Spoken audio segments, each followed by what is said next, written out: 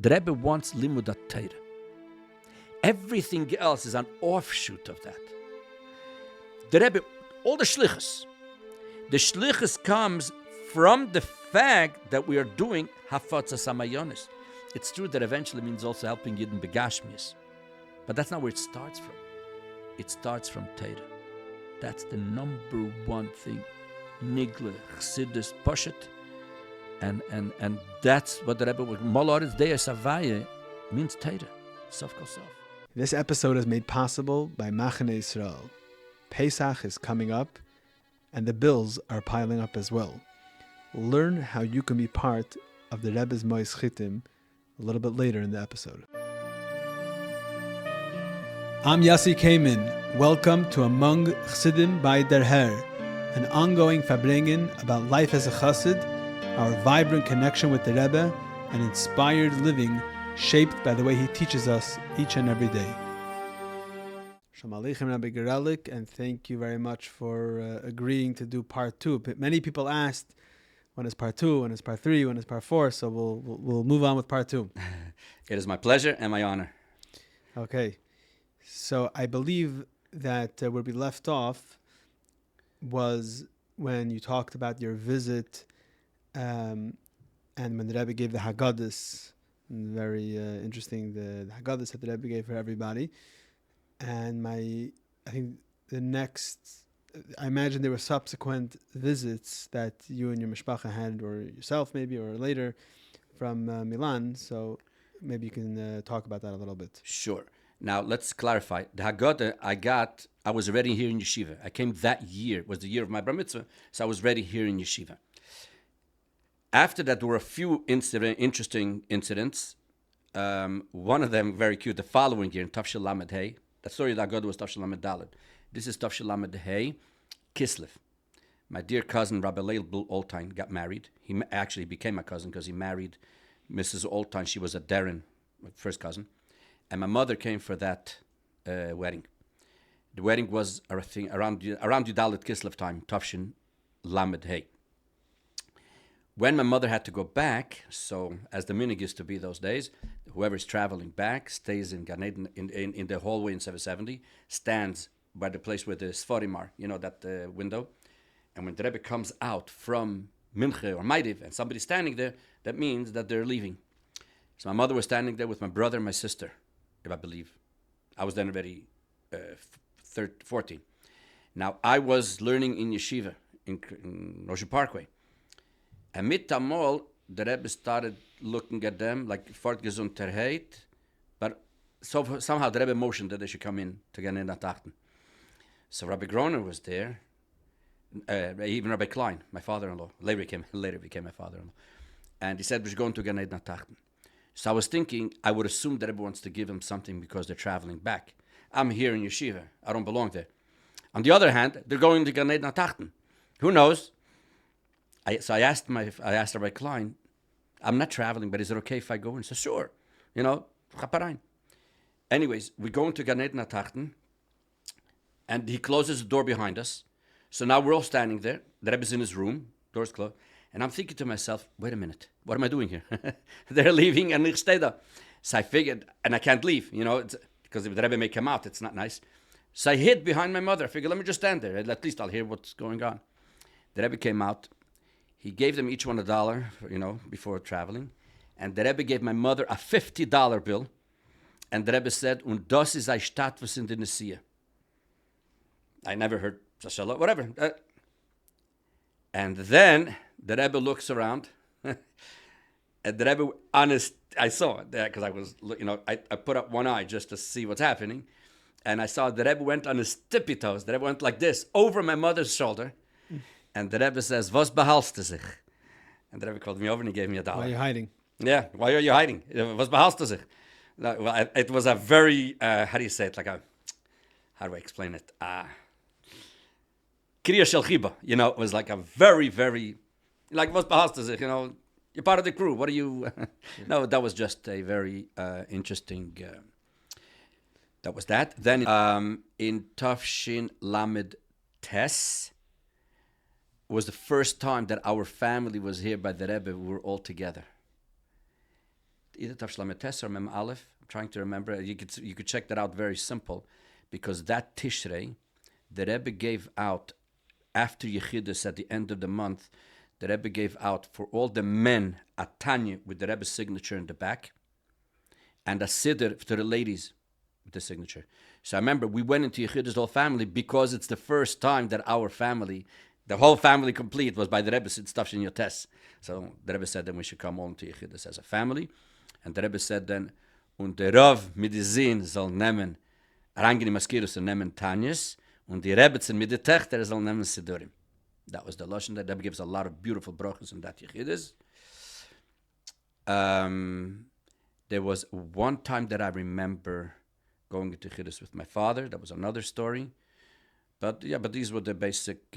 another interesting thing. In Tafshin Lamed... Oh boy. I could look up exactly in Lekutei Sichos. I think it's Tafshin Lamed Ches. This was Yud Aleph Nissen by the Fabrengen. And I came... I was here by the Fabrengen. One of the person who gets the credit for the fact that we are in Italy, his name was Mr. Zippel. I think maybe we discussed him, I don't remember. Yeah. Anyways, so his son, his family was here in America, not in Italy. His wife was here in Manhattan, and his son. Whose family? What? His wife and kids. Mr. Zippel? Mr. Zippel's. There's 4 brothers. Oh, okay. So the oldest one, his family was here on Park Avenue. And today he's a big doctor in Eretz. Very, very nice people. Beautiful. Anyway, so he came to that Fabrengen, he was standing next to me. And then I went upstairs after the Fabrengen. We always go upstairs to see how the Rebbe goes into his room after the Fabrengen. And like 5 or 10 minutes later, the Rebbe would come out to go home. You know, it was Lebedik.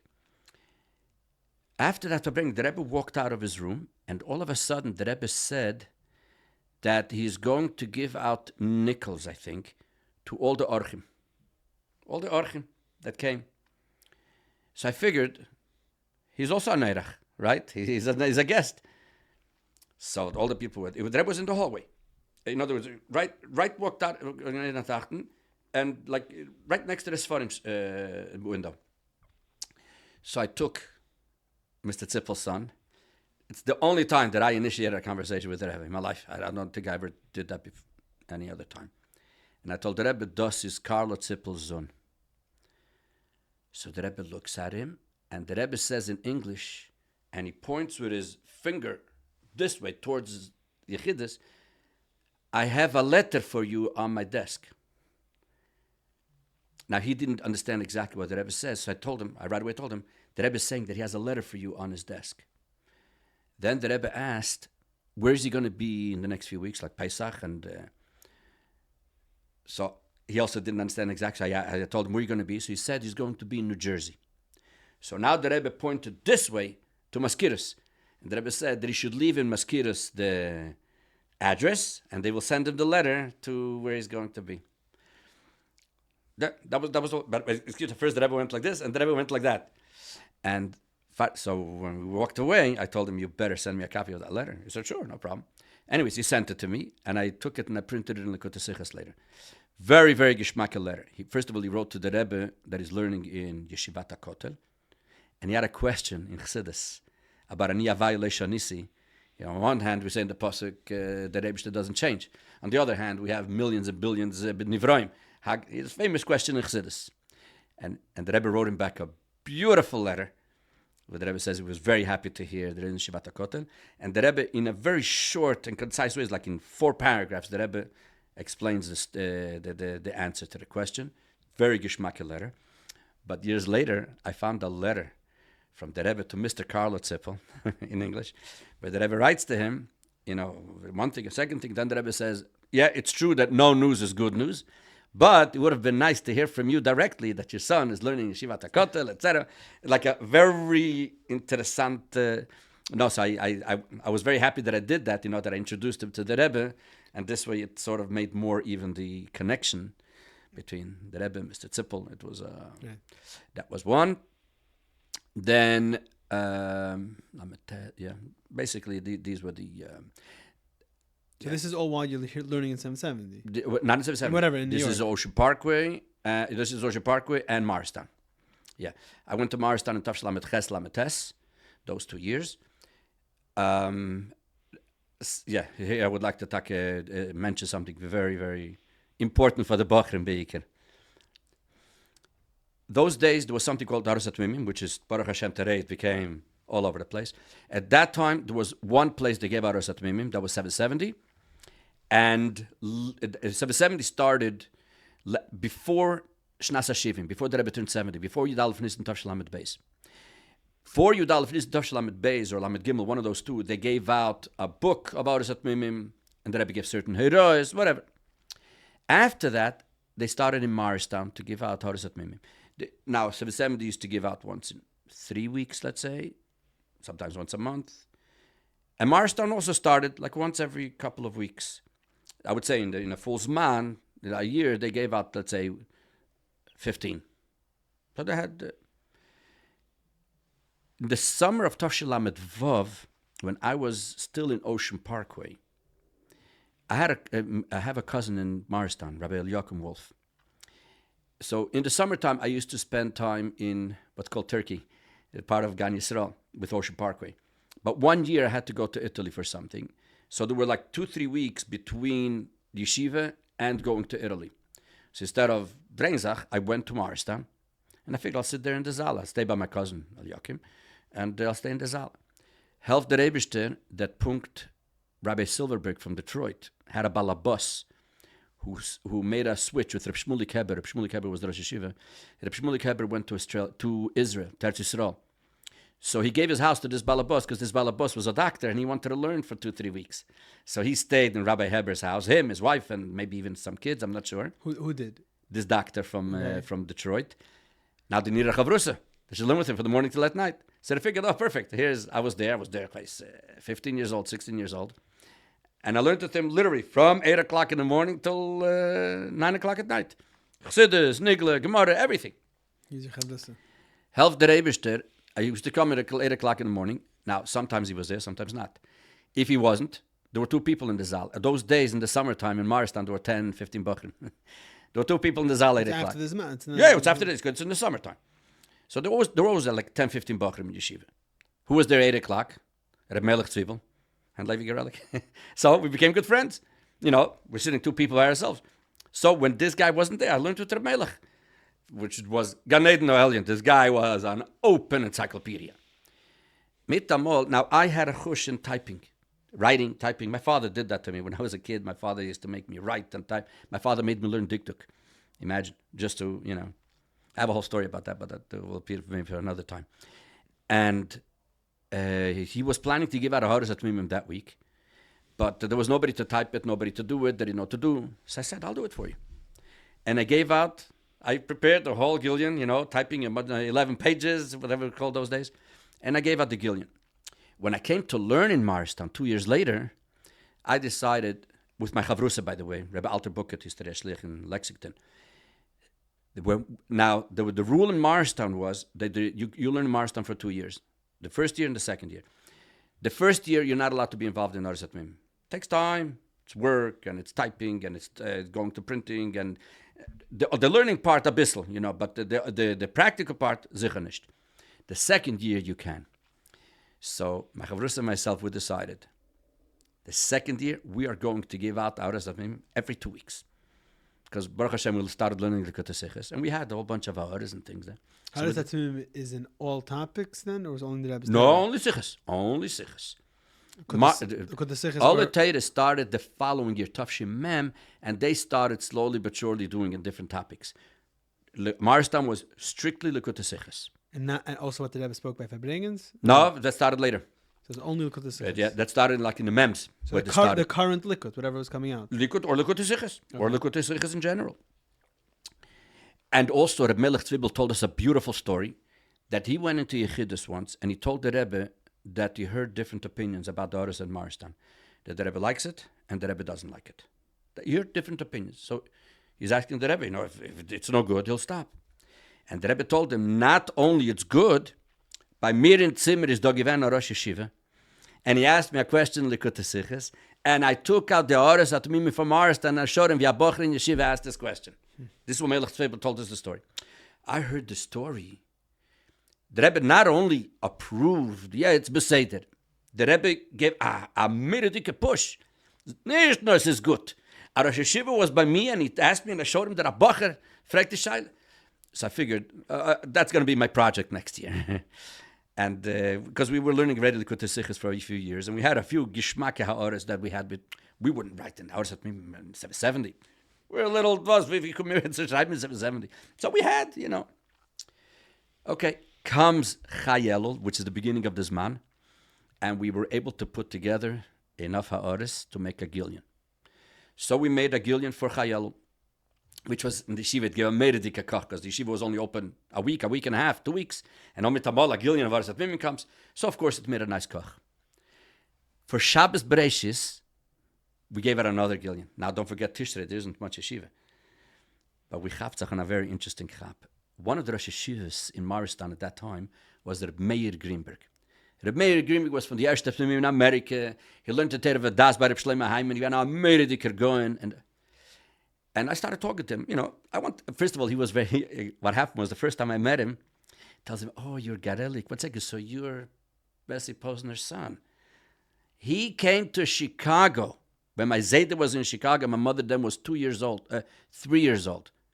And he used to pick up my mother. He was a babysitter. And he even told me that one time, he had a beard. And he asked my mother, who's dein Bord? She was 3 or 4 years old, I don't know. And she said, da geht nicht geregen, wie soll gehen a Bord, But I'm saying, so the moment I came to him, this was, So we started talking about, his connection with the Rebbe. And this guy was a fountain of information. Fountain. So I told him, look, we're doing Hoaras Hatmimim. Why don't you write the Hoaras? You have so much. He gave us a Hoara for Shabbos Bereishis, like a 4 or 5 page Hoara. The minig used to be by the Rebbe that Friday night, the Rebbe used to come down to Daven, Ma'ariv, those years, the Lamets. From the Rebbe used to open up the Siddur, start L'chun Ranana. And, davening Friday night is, takes time. And about 2-3 minutes into Ma'ariv, the Rebbe would take out the likud, the Rebbe had in the back of the Siddur, take out the likud, and the Rebbe would read the likud with his hands like this on the stander, his feet, standing. After Boy Veshalom, that's when the Rebbe would close the likud and continue Ma'ariv. But the Rebbe used to read the likud. That Friday night, the Rebbe took out the Hoaras Hatmimim, and we saw the Rebbe was reading Meir Greenberg's Hoara. It was in Likutei Sichos. No, Hoaras Hatmimim. No, but it was in the Hoara was on Likutei Sichos. Sure, sicher. No, everything was on Likutei Sichos. Everything was on Likutei Sichos. Ad Kedi Kach, I'll give you an example. There was a certain Hoara that he wrote about Yom Tevuach, about after Shavuos, the day after Shavuos, something called Yom Tevuach. And he told me the story that this was in the early Chafs. He came to Kershel Bracha he used to live in Patterson, New Jersey. So right after Yom Tov, they would take the car and come for the end of the Fabrengen. Him, Schomberg Gordon from Maplewood, New Jersey. They would all drive in from New Haven. They used to drive in because the Fabrengen used to go till midnight, and then Kershel Bracha. So they would chaparein and get part of the Fabrengen. And I once came from Pittsburgh like that. I was in Pittsburgh, Simchas Torah Lametes. Right after Yom Tov, took a flight, ran to 770. I thought I'll come to the end of Kershel Bracha. It was still middle of Fabrengen. Yeah. Okay? So the Rebbe spoke about a whole thing. Because the Rebbe used to say a sicha for the kinus Torah for the next day, after Yom Tov, Lubavitch is a kinus Torah. And he says he went by Kershel Bracha, so the Rebbe told him, "Nu mistame morgen by the kinus Torah, they'll be mechabed you to speak. You'll speak about what I spoke about." Now I don't know if he was there b'shas ma'asim when the Rebbe discussed the sicha, or if he heard Chazar or whatever it was. But the next day so we told him, Ad Rebbe, write down what you said by the kinus Torah based on the sicha. At that time, nobody had the hanach of that Fabrengen. So the only information that you had about that Sikha was from the Hoaras Hatmimim that Meir Greenberg wrote, what the Rebbe said. You understand what I'm saying? So he wrote down something from years later. Yeah. No, he had notes already from B'shas Maaseh. But he gave us a beautiful Hoara that the Rebbe said, kach v'kach v'kach v'kach, and he added Nefche Midulei, And so what I'm saying is that the Hoaras Hatmimim, okay, when we saw that the Rebbe took out the Hoaras Hatmimim instead of the likud. You were there? Of course I was there. I wasn't watching. What happened was, there was a younger man, he's now in Eretz Yisrael, Sosever, a brother to the Sosever from the sefarim. We used to call him Hameiri. He used to give out something called Beis Chayenu. He used to stand like this, watching the Rebbe, every single move of the Rebbe. The moment he saw that the Rebbe took out the Hoaras Hatmimim. He came running to me. He says, Levi, go over. And I saw that the Rebbe is reading the Hoaras. But I was able to see from the typing, I saw that it says Ha'ara. When we saw that the Rebbe took out the Hoaras Hatmimim instead of the Likud, that made us make the decision we are going to make Hoaras Hatmimim every 2 weeks. Every community consider every 2 weeks. I have a very simple answer. I took all the Hoaras Hatmimim from Morristown and from New York. I went through all the questions that were asked and no answer was given. And every week I used to put on the wall a whole bunch of questions. When you have something what to work with, can then. And that's what you'll see in the Hoaras Hatmimim Morristown. You'll see there's a question. Der Antwort das sein, der Antwort das sein, der Antwort das sein. Aber stutzach. Comes the night, or now, when are we going to work on Hoaras Hatmimim? Thursday night. We work for like 6-7 hours on the Teuchen. Then I type, takes me at least 4 or 5 hours to type, because you did it on a typewriter and a head and a hand, and he says I push it. The next morning, we had to run to Manhattan, from Morristown to Manhattan, to a printing place, because in Crown Heights there wasn't yet any printing places yet. The only place was Vadla for Tzasichas, but of course I couldn't do it there. In Manhattan and Chamber Street, 2 blocks away from the World Trade Center. And then from there, I used to go to Crown Heights and bring the Hoaras Hatmimim to the Shabbos. Yeah, Friday afternoon. We're sitting Thursday night Noyach. Ma'alti, myself, and we're preparing for next week's Hoaras Hatmimim. Start preparing, so this way. Mitamol we saw, now the minimum pages for Hoaras Hatmimim needed a minimum of Yud Aleph Amudim in order to look like a normal Chatichorilis kabin. You can't make something less than 11 pages. Mitamol we saw that we have enough for 11 pages. So now we started thinking, should we give it out for this Shabbos or not? If we give it out for this Shabbos, that means we gave out Bereshis, we gave out Noach, then you have to give out every week. If we won't, we'll give out Lechachos every 2 weeks. On the other hand, the Rebbe read it last week. No, that we're going to have to work 10 times harder because every week we're going to have to. So we decided, this was 12 o'clock at night, 12:30 at night. A little shishi, we're always up all night anyways. So we figured we'll call Melech, Rebbe Melech Tzibel. He was the head of the Mareches. We'll ask him. 12, you could call Rebbe Melech at 12, at 1, at 2, at 3, no problem. So we called him up and we told him. Rebbe Melech says, was heißt? Sicher darf man Arizgem. Like, no question. And he knew that by saying that, he's taking upon himself a lot of work because he used to also write Hoaras. And don't forget, by the way, just so people should know, before the Rebbe used to give out the Likud, there were a few people that looked it over. And he was one of them. They used to send it to Morristown. He used to look it over. He used to give his Hoaras v'chulu.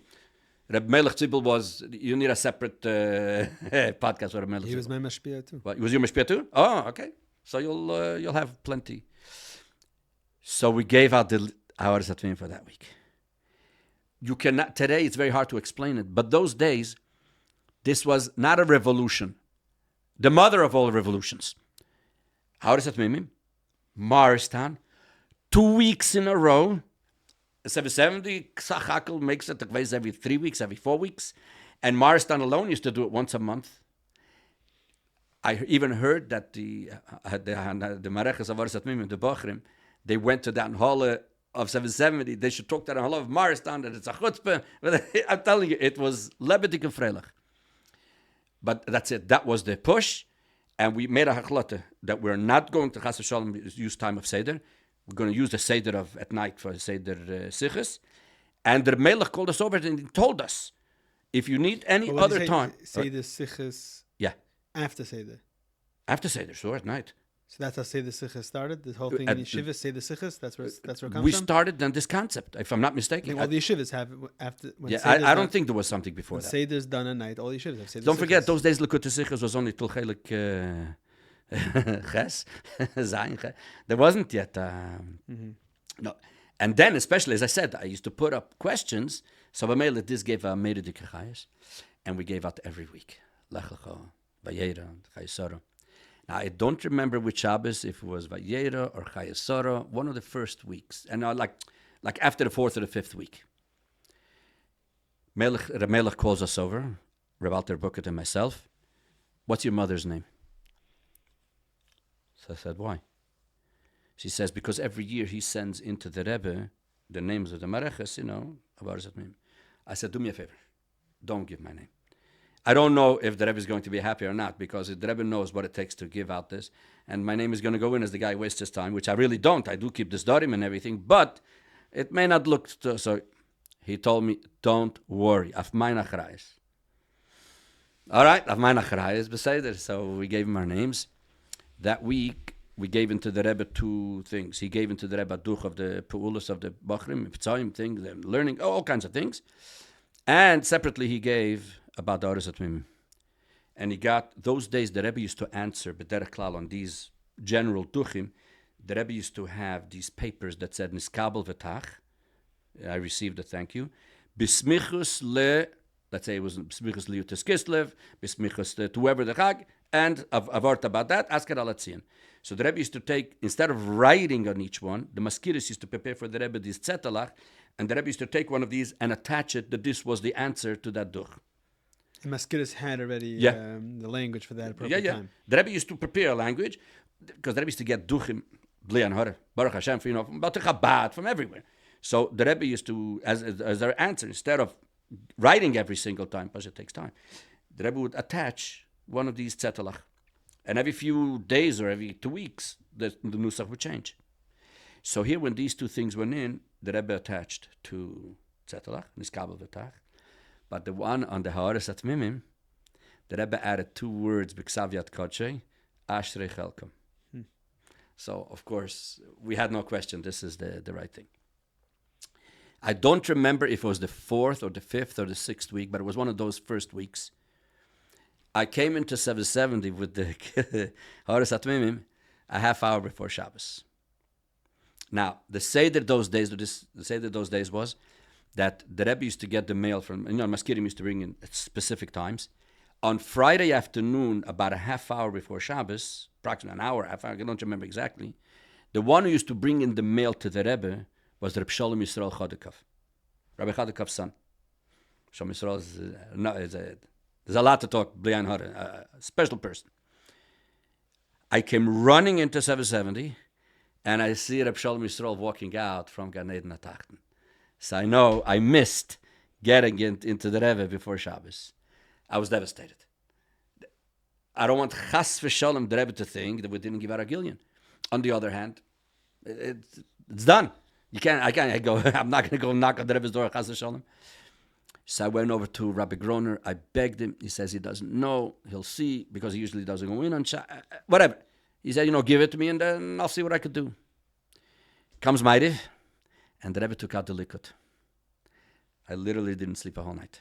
I pushed it. I was almost ready to go over to the Rebbe Shabbos morning and say, Rebbe, I would just want you to know that the Gillian came out and I gave it. Afazevite, but I decided I'm not going to do that. No. Comes Shachris, and I get this sauce that comes and calls in the middle of Shachris. The Rebbe then used to sit by many parts of it because it was ready after Tav Shel Ches. This was the following year, Tav Shel Ches. He says the Rebbe walked in, opened up the Siddur, and the Rebbe said, from Hoidu till Nishmas, as I gesagt, the Rebbe sat down, read the Hoaras Hatmimim until Baruch. It was obvious. It couldn't be more obvious. So that was a very big koch. Hoaras Hatmimim in Morristown, in Alateda, started the following year in Tavshim. But this was... it says on each Gillian, I think. What? Yeah, right on each Gillian. What, the number? Neised B'shnas Tavshim. Yeah. What I'm talking about is Tav Shel Ches. This is way before. This is a year before. So these little things that the Rebbe did, it gave a chayes to the whole concept. Verstehst? And it was really nice. Yeah. That was that. That was the Tav Shel Ches. And the Ha'aris and everything in the Sichus that the Rebbe was saying then, that started with Alatera? That started. I'm not sure exactly which one, but I think that one of the big ones was the following year, when Reb Melech Tzibel wrote a Ha'ara in Parshas Tazria Metzoire about a kvater. If a meuberes could be a kvater. And the Rebbe spoke a Sicha then, and which is printed now in Likutei Sichos, Chelik Rabbeis, Parshas Tazria. I think that was the first time that the Rebbe... Then there was a period of time when the Rebbe B'chlal said by Fabringen, the Mezol Schreiben, the Hoaras Shailis, and then the Rebbe will pick one and discuss it. After that, there was a lot of things. In our year... In the mid-mems, the Rebbe is addressing Yeah. the Hoaras. That's already tough mem. That's very tough. Yeah. In our year. And But the Rebbe is usually not happy with the...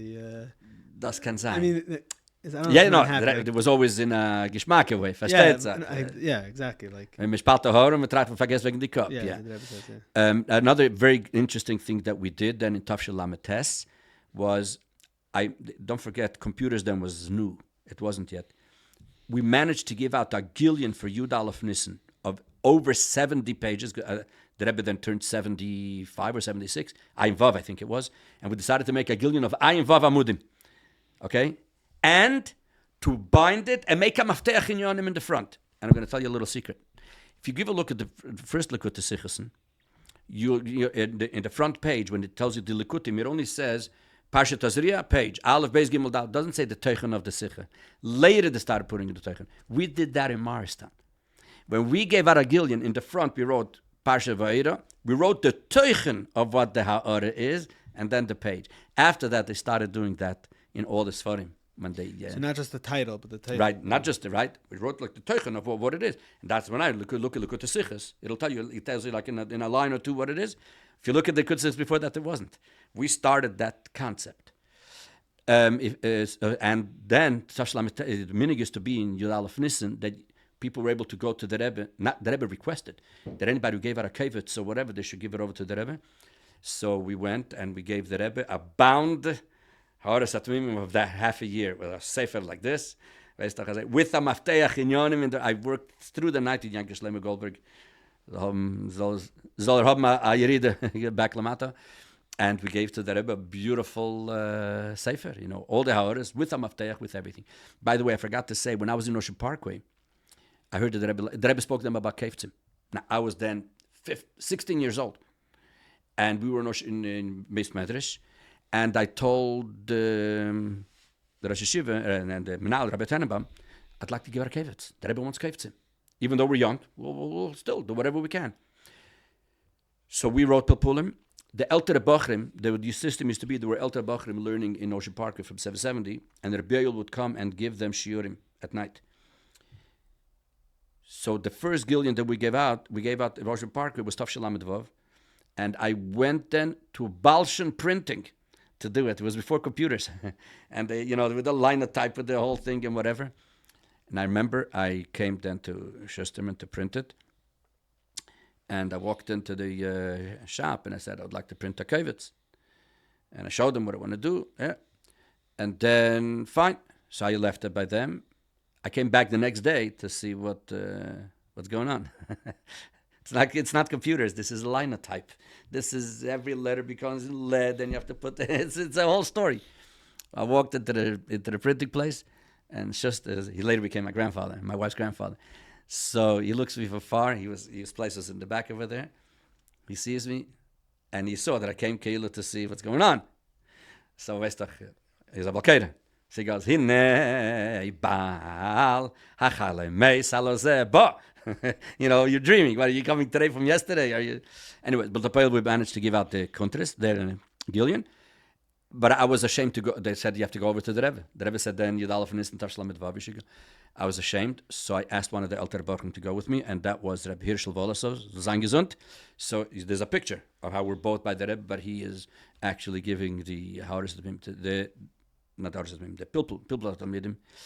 And as a matter of fact, you'll see something very interesting there. One of the Elter Bachrim that came then to Ocean Parkway was Reb Moshe Wiener, Hadras Ponim Zakon. And I asked him if he has anything to write. And he said, yeah. And he gave me 3 pages about beard. And that later became the movie to his sefer. At that time, they had no dream of giving out the sefer yet. But that was the beginning of that.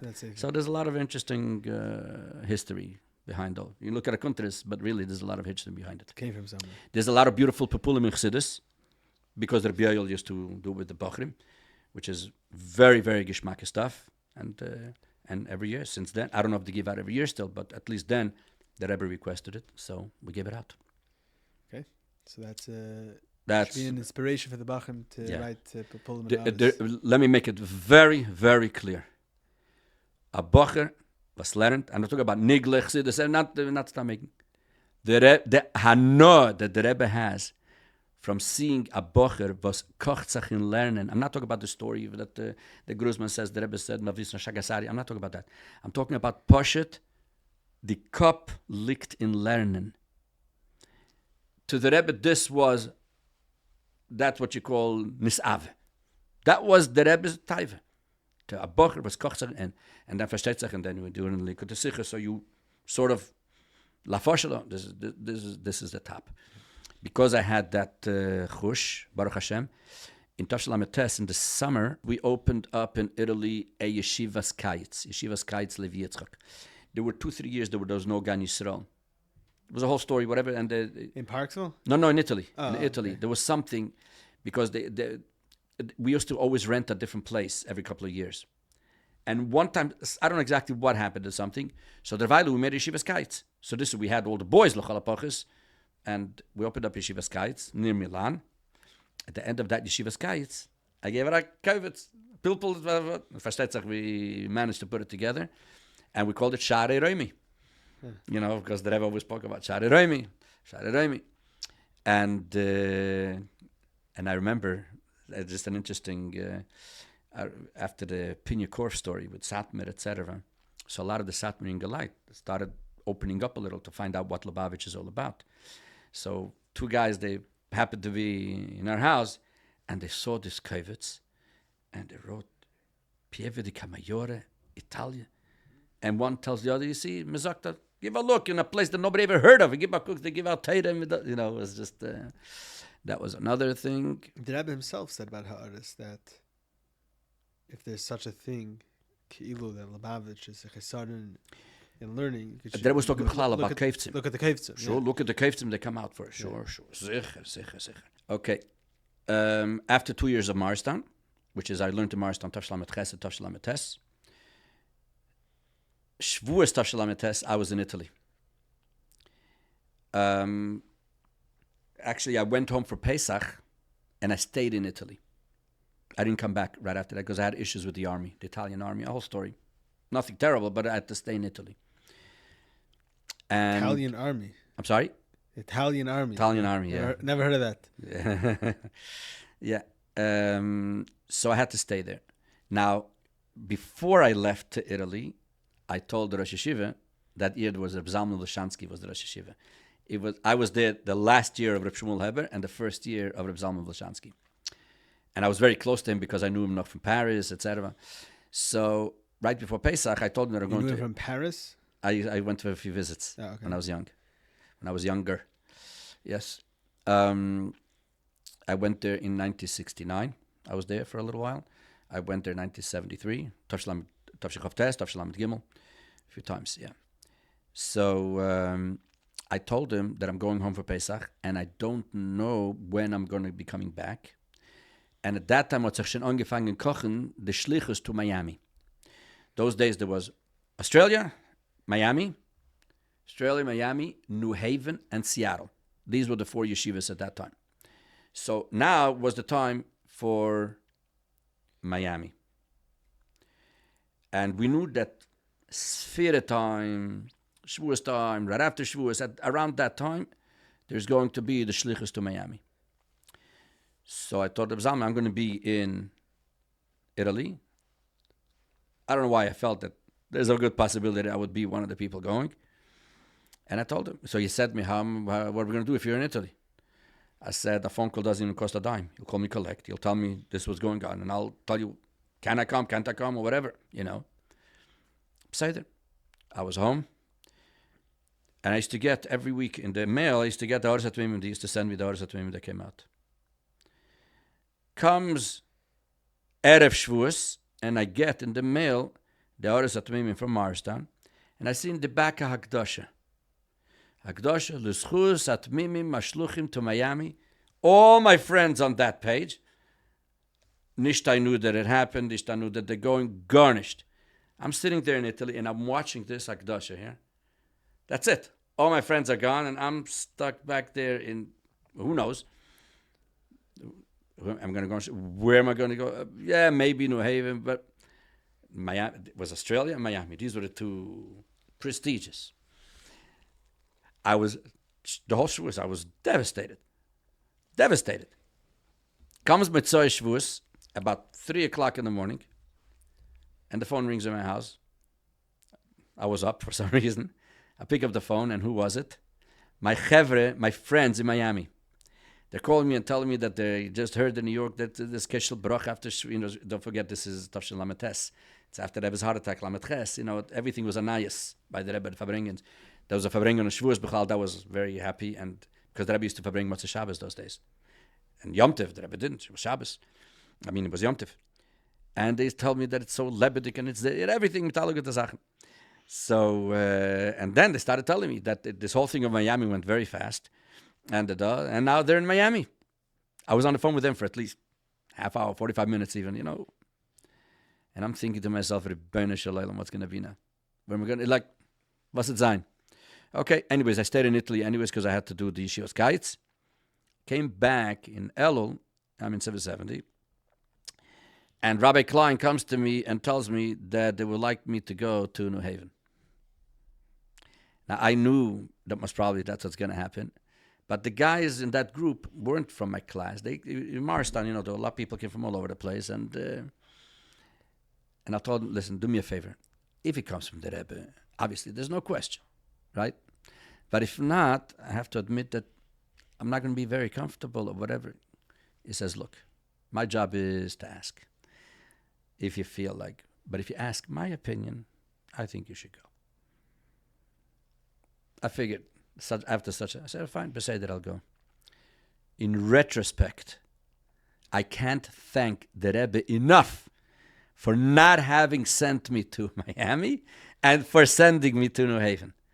First of all, those 2 years were of the best years of my life, number one. Number two, I don't know if I mentioned to you last time, I came to America in Tafshin Lamed Gimel to stay Rosh Chodesh Tammuz. I came to go to Gan Yisrael. From Gan Yisrael, it was right before my bar mitzvah, then I would go to yeshiva, etc. I came Rosh Chodesh Tammuz, my cousin came to pick me up at the airport, and I went to camp the next day. Came Yud Beis Tammuz, I was sure that everybody's going to New York for the Fabringen, Yud Beis Tammuz. And with them all, I see is tutzach garnished. Nobody's, like the day is going through. The day of, the Fabring is at night. The day is going through like as if nothing's happening. They'll talk about Yud Beis Tammuz, but nobody's talking about going to New York. And I couldn't understand. I just came from Italy. For me, the whole life I was yearning and waiting to come and see, to be by the Rebbe's Fabringen. So I did come for a visit from Purim till Pesach, whatever. But here's Yud Beis Tammuz. So I went over to my counsel. I said, do me a favor. Either I'm going to run away from camp, or I have to be better for bringing. Onke Meises. So we spoke to the Rebbe. Anyways, there was a ride going into New York, and I went for the Fabringen of Yud Beis Tammuz. That was the last time that Shazar came to the Rebbe. I was able to see at least once Shazar with the Rebbe and this and that.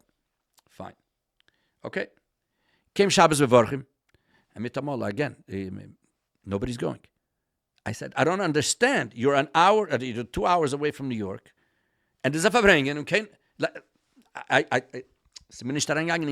I couldn't understand it. So, no, but Yud Beis Tammuz, we gave you permission, but not mechanisch does it. What I did was, I found out that there's a car going, station wagon, Rabbi Shem Tov and the assistant head counselor. So what I went, it was a station wagon those days. I went in the station wagon, I hid in the back. In the middle of about an hour into, or half hour into the trip, I picked up my head in the van. He saw me in the rearview mirror. Anyways, I was there for Shabbos Vorchim also. So by me, the concept of being within 2-3 hours of New York and not go to the Fabringen was angefrekt in Ganzen. Now I was going to New Haven. I said, oh, very good. New Haven's only an hour and a half away. The Rebbe's Fabringen anyways only on Motzei Shabbos. So, perfect. Very good. It's a perfect shlichus'n. I'm an hour and a half away. If I really want to, okay, we went. 2 nights after we got there was a Fabringen that when the Rebbe spoke about Akinov. There was middle of the week. And Akinov was killed. Yeah. And I remember we went to Rebbe David Deitch's house Next door there was a television. We were able to see the whole story in Crown Heights. The ganze Meise, he never got killed in the street. It was a whole story. He was shot walking with his house and film. And the Rebbe spoke about it by the Fabrengen in the Maimer. The hookups of the Fabrengens were in Reb David Deutsch's house. Reb David Deutsch was the main man in New Haven. A Taira, unbelievable. Exception of a chassid. And we went to his house to listen to the Fabrengen. But I was down. It's the first time. In Italy, I understand I have to listen to Fabrengen on the phone. Here, I'm an hour and a half away, and I have to sit and listen to Fabrengen on the phone. And at one point, Reb David Deutsch came over to me. He says, "Was bist du so verchmuret? Like, what are you so..." So I told him, I'll be honest with you, it's the first time I'm an hour and a half away from 770 and I have to listen to Fabrengen on the telephone. Okay, fine. Goes by 1 week, a second week, a third week. Mitamol comes Shabbos Chav Cheshvan. Tafshim Mem. Comes Motzei Shabbos. I hear the Rebbe Fabrengt on Shabbos. Till then, the Rebbe Fabrengt Motzei Shabbos, besides for Yom Tov.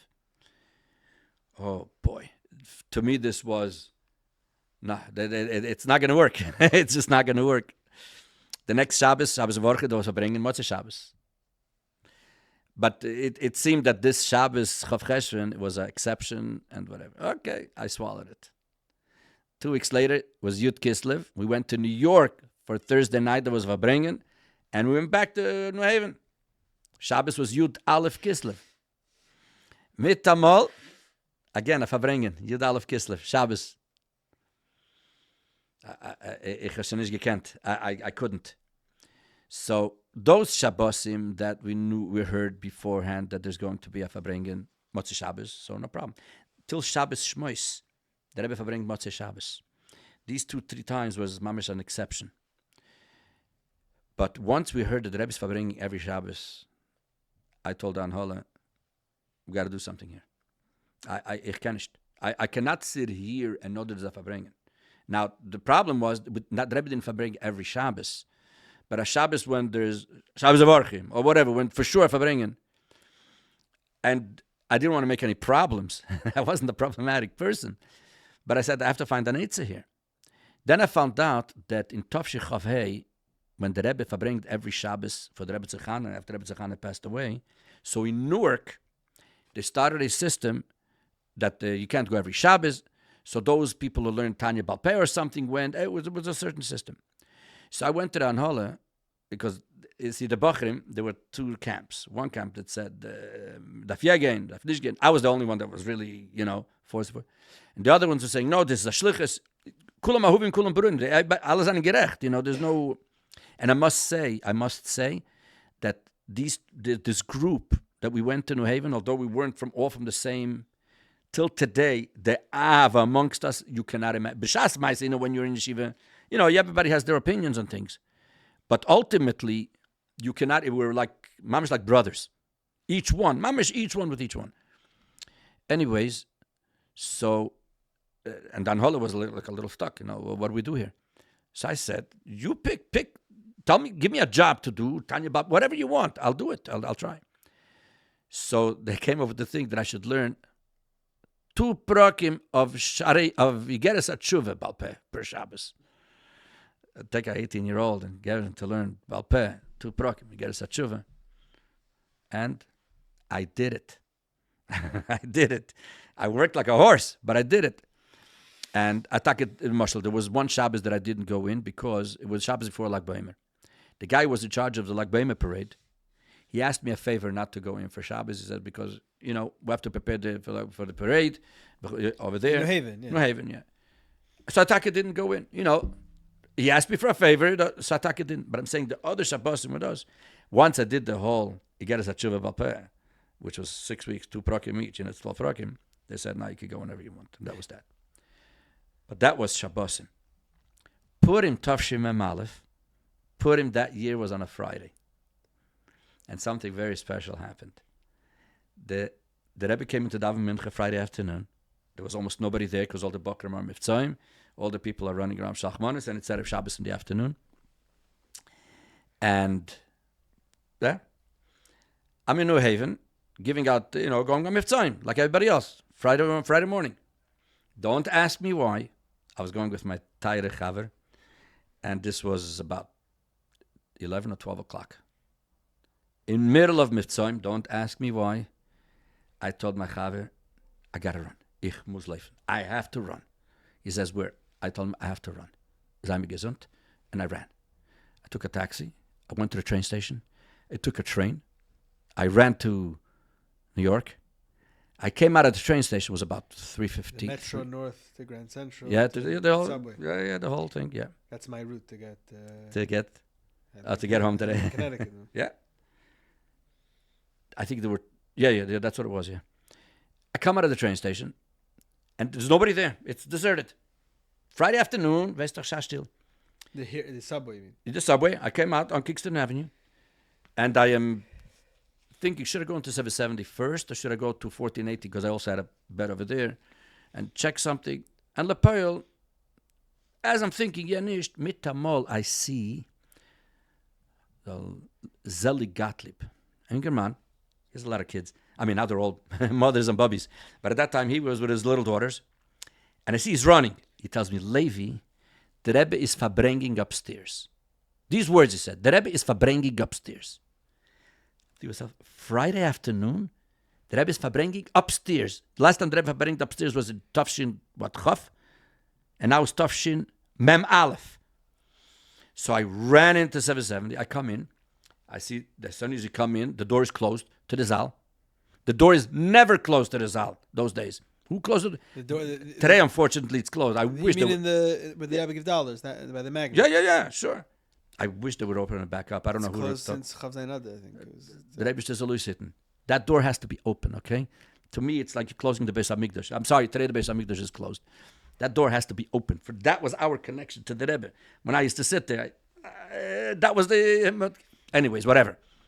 That door is closed. The door in the middle of the hallway is closed.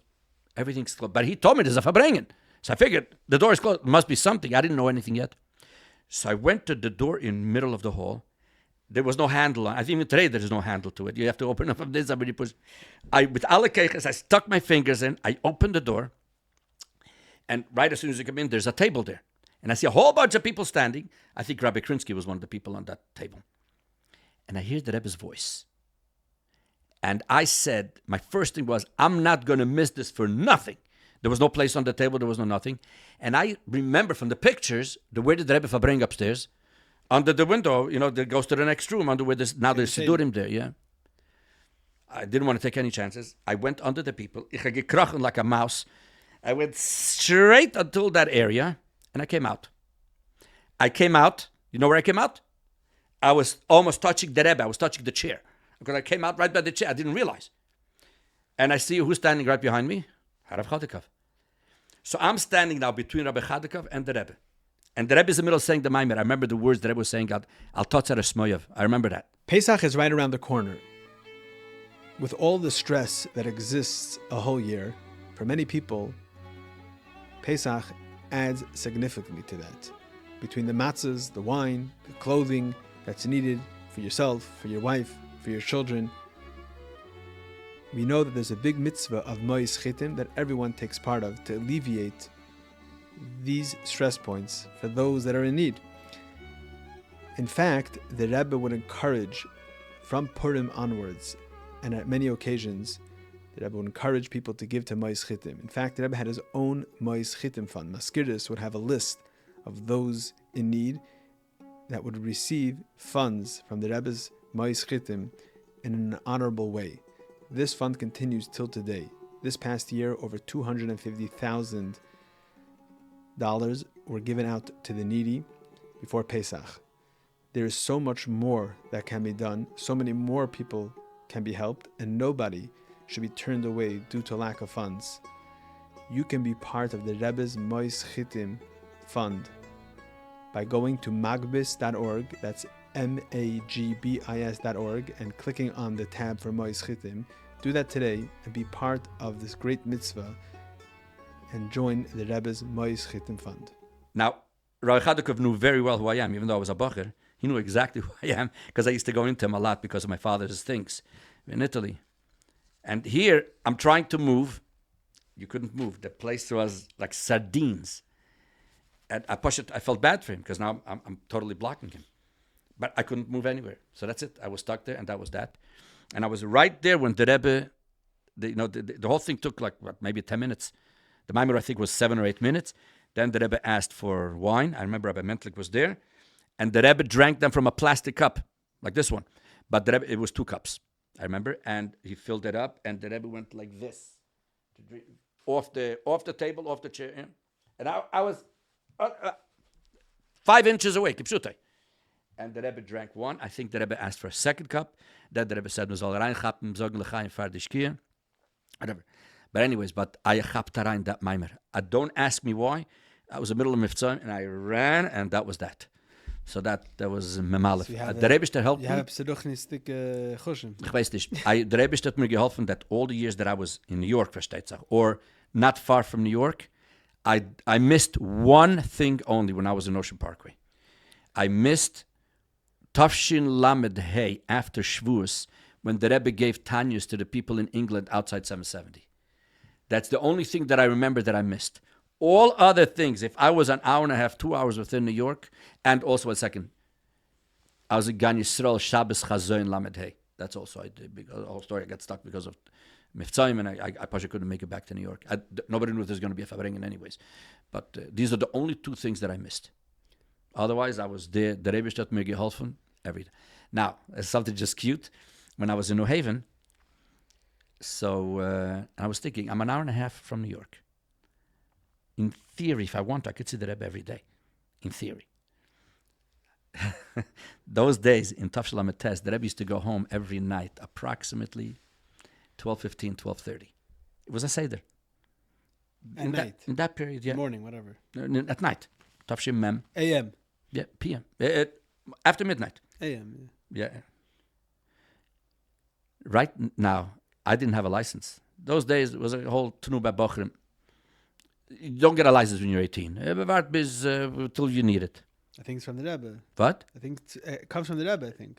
The earlier years, it was from the Rebbe, yeah. But no, all the guys in my group were older than me. They all had licenses. Most of them. Anyways, so I decided I got a license. New Haven was much easier to get it than New York anyways. Right near Yeshiva, 2 blocks away, there was a place called Rent a Clunker. That's what it was called. Rent a Clunker. They had cars there. For $10, you get a car. $10 a day. Includes everything, insurance, also the bills, just to make sure that the gas is full, and you get it full and you give it back full. I used to go sometimes at 10 o'clock at night, after Seder, Shashtil, right? And there was only one guy in Yeshiva that knew. I used to go out. I used to go to this Rent-A-Clunker, and I made up with him. All the cars over there were Taka Clunkers. There was one car that was new. I made up with him. I need that one because I got to go to New York and back. And he used to leave the glove compartment. The key was in the glove compartment. I used to go. I used to take that car. Without a license? No, I had a license. No, I got a license. I got a license. Because I always used to ask guys, I heard that tonight there's something in 770, so I used to ask them. I used to pay. I figured, enough tavis. I want to do it myself in Gendik. I used to get into this clunker. Used to go to New York. Used to see the Rebbe go home. Come back to Yeshiva. Nobody knew I went. Nobody knew I came back. It was Shashtil and Gendik. And this was every night? Not every night, but at least once or twice a week. I used to do that for $10, you know. I was able to go. It was even cheaper than going with the train. It was, and I could go on my own time, and it's 2 blocks away from Yeshiva. There's no traffic. And I went to New York, and I was on Mechaya. I used to. That was that. You should know, I remember hearing this from you when I was a young bacher. You were standing outside 770, and you once told me this. Oh, yeah, it could be. It's a Katarishan, I remember. Kenzai. Yeah, so that was part of the Chavayot of New Haven. Yeah, then I had some stories with the Rebbetzin that year. Why? What happened? There's a few stories, but what happened then was... You didn't have like an open connection with the Rebbetzin before? No. Not only I didn't want to have. To us, you have to remember, the Rebbetzin was not off limits. It's a different ball. Ada Yom, myself, my friends from Yenetzeiten, you know that Ada Yom we don't walk on President Street on the side of the Rebbe's house. Everything opened up after the Rebbetzin passed away. You know, the Rebbe's house. But till Tafshim Mem Ches, the Rebbe's house was not off limits. Wie kom ich to go, not to the Rebbe's house, on the Rebbe's block? I don't know if I can explain it today. But until today, I cannot walk. The only time I used to go across was either when we used to do shmire for the Rebbe's house, if you know what that means. In a few years, for a few years, when the Rebbe and the Rebbetzin were home, Shabbos Beker. During the day, there was somebody there, official, with a car, with a dust for shmire because of the stories. But Shabbos, the house next door belonged to Rabbi Levi Garelik. So there was a door, there was a window that you could see the front of the house very well from there. So 2 Bachrim were there 24 hours. On Shabbos. Shabbos Yom Tov. So you used to do that? So we used to have mishmeres. And there were no verbringens. For Shabbos, everything was Motzei Shabbos. Now, Tashem Mamal, there was already verbringen. So during verbringen, of course, there was nobody there, but otherwise, all the other times. So there were a few stories that happened then. First of all, Pesach. Pesach Memalef. First I told you what happened Purim, yeah? Now comes Pesach. There was a verbringen in Yud Aleph Nissen, Yud Beis Nissen, and Yud Gimel Nissen. 3 days in a row. And by the way, there was Birchas Achama before also. It's all Tavshim Amalek. There was a heavy year. It was a Dalit Nissen. Dalit, yeah. But it's all the same weeks. You know, Purim, Birchas Achama. My sister got married actually the night before. And then came Pesach. So it was Yud Aleph, Yud Beis, Yud Gimel was a verbringen. The night of B'dikas Chometz because of the Sefer Torah of the kids. The Rebbe Yud Aleph Nissen Mem Aleph started Tzivus Hashem on Simchas Torah. And then the Sefer Torah for the kids started Yud Aleph Nissen. So on Yud Beis Nissen was again a verbringen, to tell the people that the Sefer Torah started. Yud Gimel again. It was a lebendige Freilach. That year was Erev Pesach Shechol Yos B'Shabbos. No, when it's Erev Pesach Shabbos, when you daven Shachris? 7 o'clock in the morning. So we were up 3 days already. At 7 o'clock in the morning was Shachris. And we were up already for 3 days. Right? Because Yud Aleph Beis Yud Gimel verbringen. We used to be up all night after verbringen, going over the verbringen, typing the verbringen, etc. And we had to prepare the kitchen, Bachrim. Then Shabbos morning, we had to be ready 7 o'clock. Noch mikveh, noch alts, for davening. And then, what did we eat for breakfast? We had no chametz. We got chametz. So we made kiddush. And then we took a second cup of wine and this was a Pesach dike wine for Stetzach. So, you know what we felt like. And then, mitamol, I was 70 with my head down, gedremmelt. Mitamol, comes my shwager, David Krinsky, and tells me, Levi, don't go away from 770. Stay here. I said, why? Is there verbringen? He says, stay here. So the first thing which I did, I ran to 4014. I went to some of my good chavedim today, and I told them, they were all sleeping. They were all pushed to bed. And I said, get up and come to 770. Anyways, the Rebbe said there's going to be a verbringen, but they shouldn't tell the Olam, not to... Lepoil, the eunuchs, about a half hour before the verbringen, they gave out the... But I was at 770, no, I didn't miss it. So we had the verbringen, and again, another thing which I didn't miss. Motzei Shabbos, the Rebbe went... What did they have by the verbringen? Bananas and water. But they had ready? They had bananas ready? I think the banana was frozen. I'm not sure. I remember, nobody knew what the Rebbe was going to say l'chaim on. So they had water and bananas. And the Rebbe first ate a piece. The Rebbe ate, and then the Rebbe said, you can look it up in the Anach, very nice. Einer sitzt und esst, and alle stehen and cooking. So the Rebbe gave it to the Rav, and he said he should do with it whatever he feels is correct, and gave it to Rebbe Zalman Shimon. Yeah, and it was a meridik verbringen. I remember the Rebbe spoke about Tzibtzuk Pshutai. And I remember the Rebbe gave a scream, Kemen doch meinen, as Tzibtzuk Pshutai. Sagt der alte Rebbe, nein! Aber Mama is with all the keches, you're able to see how the Rebbe is like this is fighting a war over here. It was meridik. Then at night, the Rebbe came to the Bachrim Seder. Now I only saw that 3 times, and it had a mazel because the Seder used to be in 1414. The Seder kitchen is in the basement. Those days it was on the first floor. When you walk to the first floor, they had a big room, 3 long tables.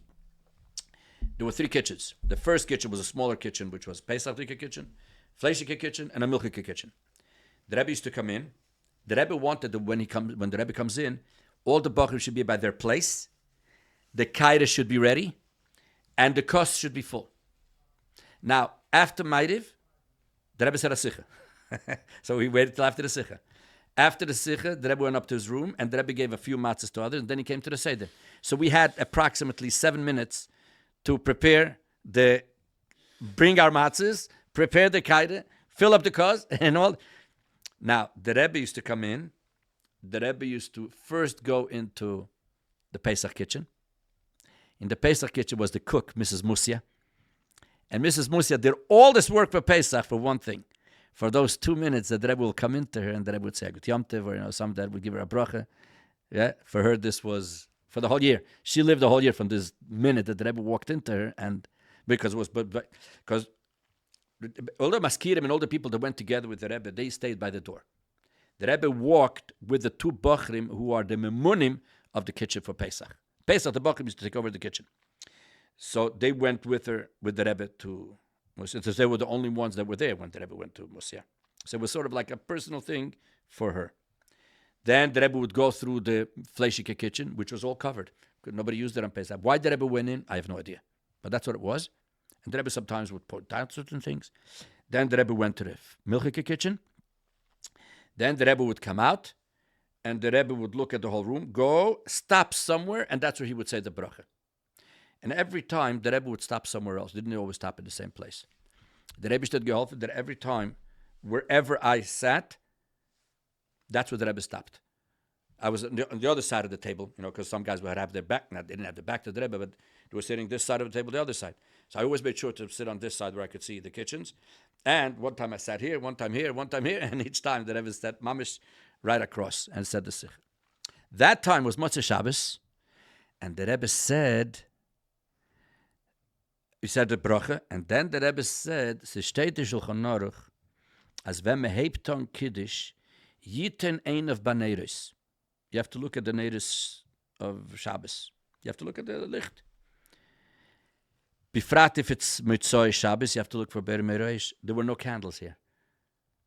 In the whole, I guess it was nobody started yet, so nobody thought of it. So the Rebbe said that you have to. So the Rebbe went back to Musia, and she was ganz zudrult. What's the Rebbe coming in for? The Rebbe told her that the Bachrim don't have candles. That she used to have like a little candelabra that she used to light her Yom Tov candles. Her husband, the whole story, in Russia. So the Rebbe asked her if she doesn't mind to lend her candles to the Bachrim, so the Bachrim could have eaten in a veneres v'chulam. Fartig. So not everybody understood right away what's happening, right? But then when it came out, so they took a table and a chair and a dust and they put the licht on top, so everybody gets a seat. After the Rebbe left, something very interesting. Musa started crying. I remember she was retired to us. We used to write a letter to the Rebbe. Not only Amol, any time. But the Shabbos dike Tishtach. We used to pour out the Shabbos dike tablecloth.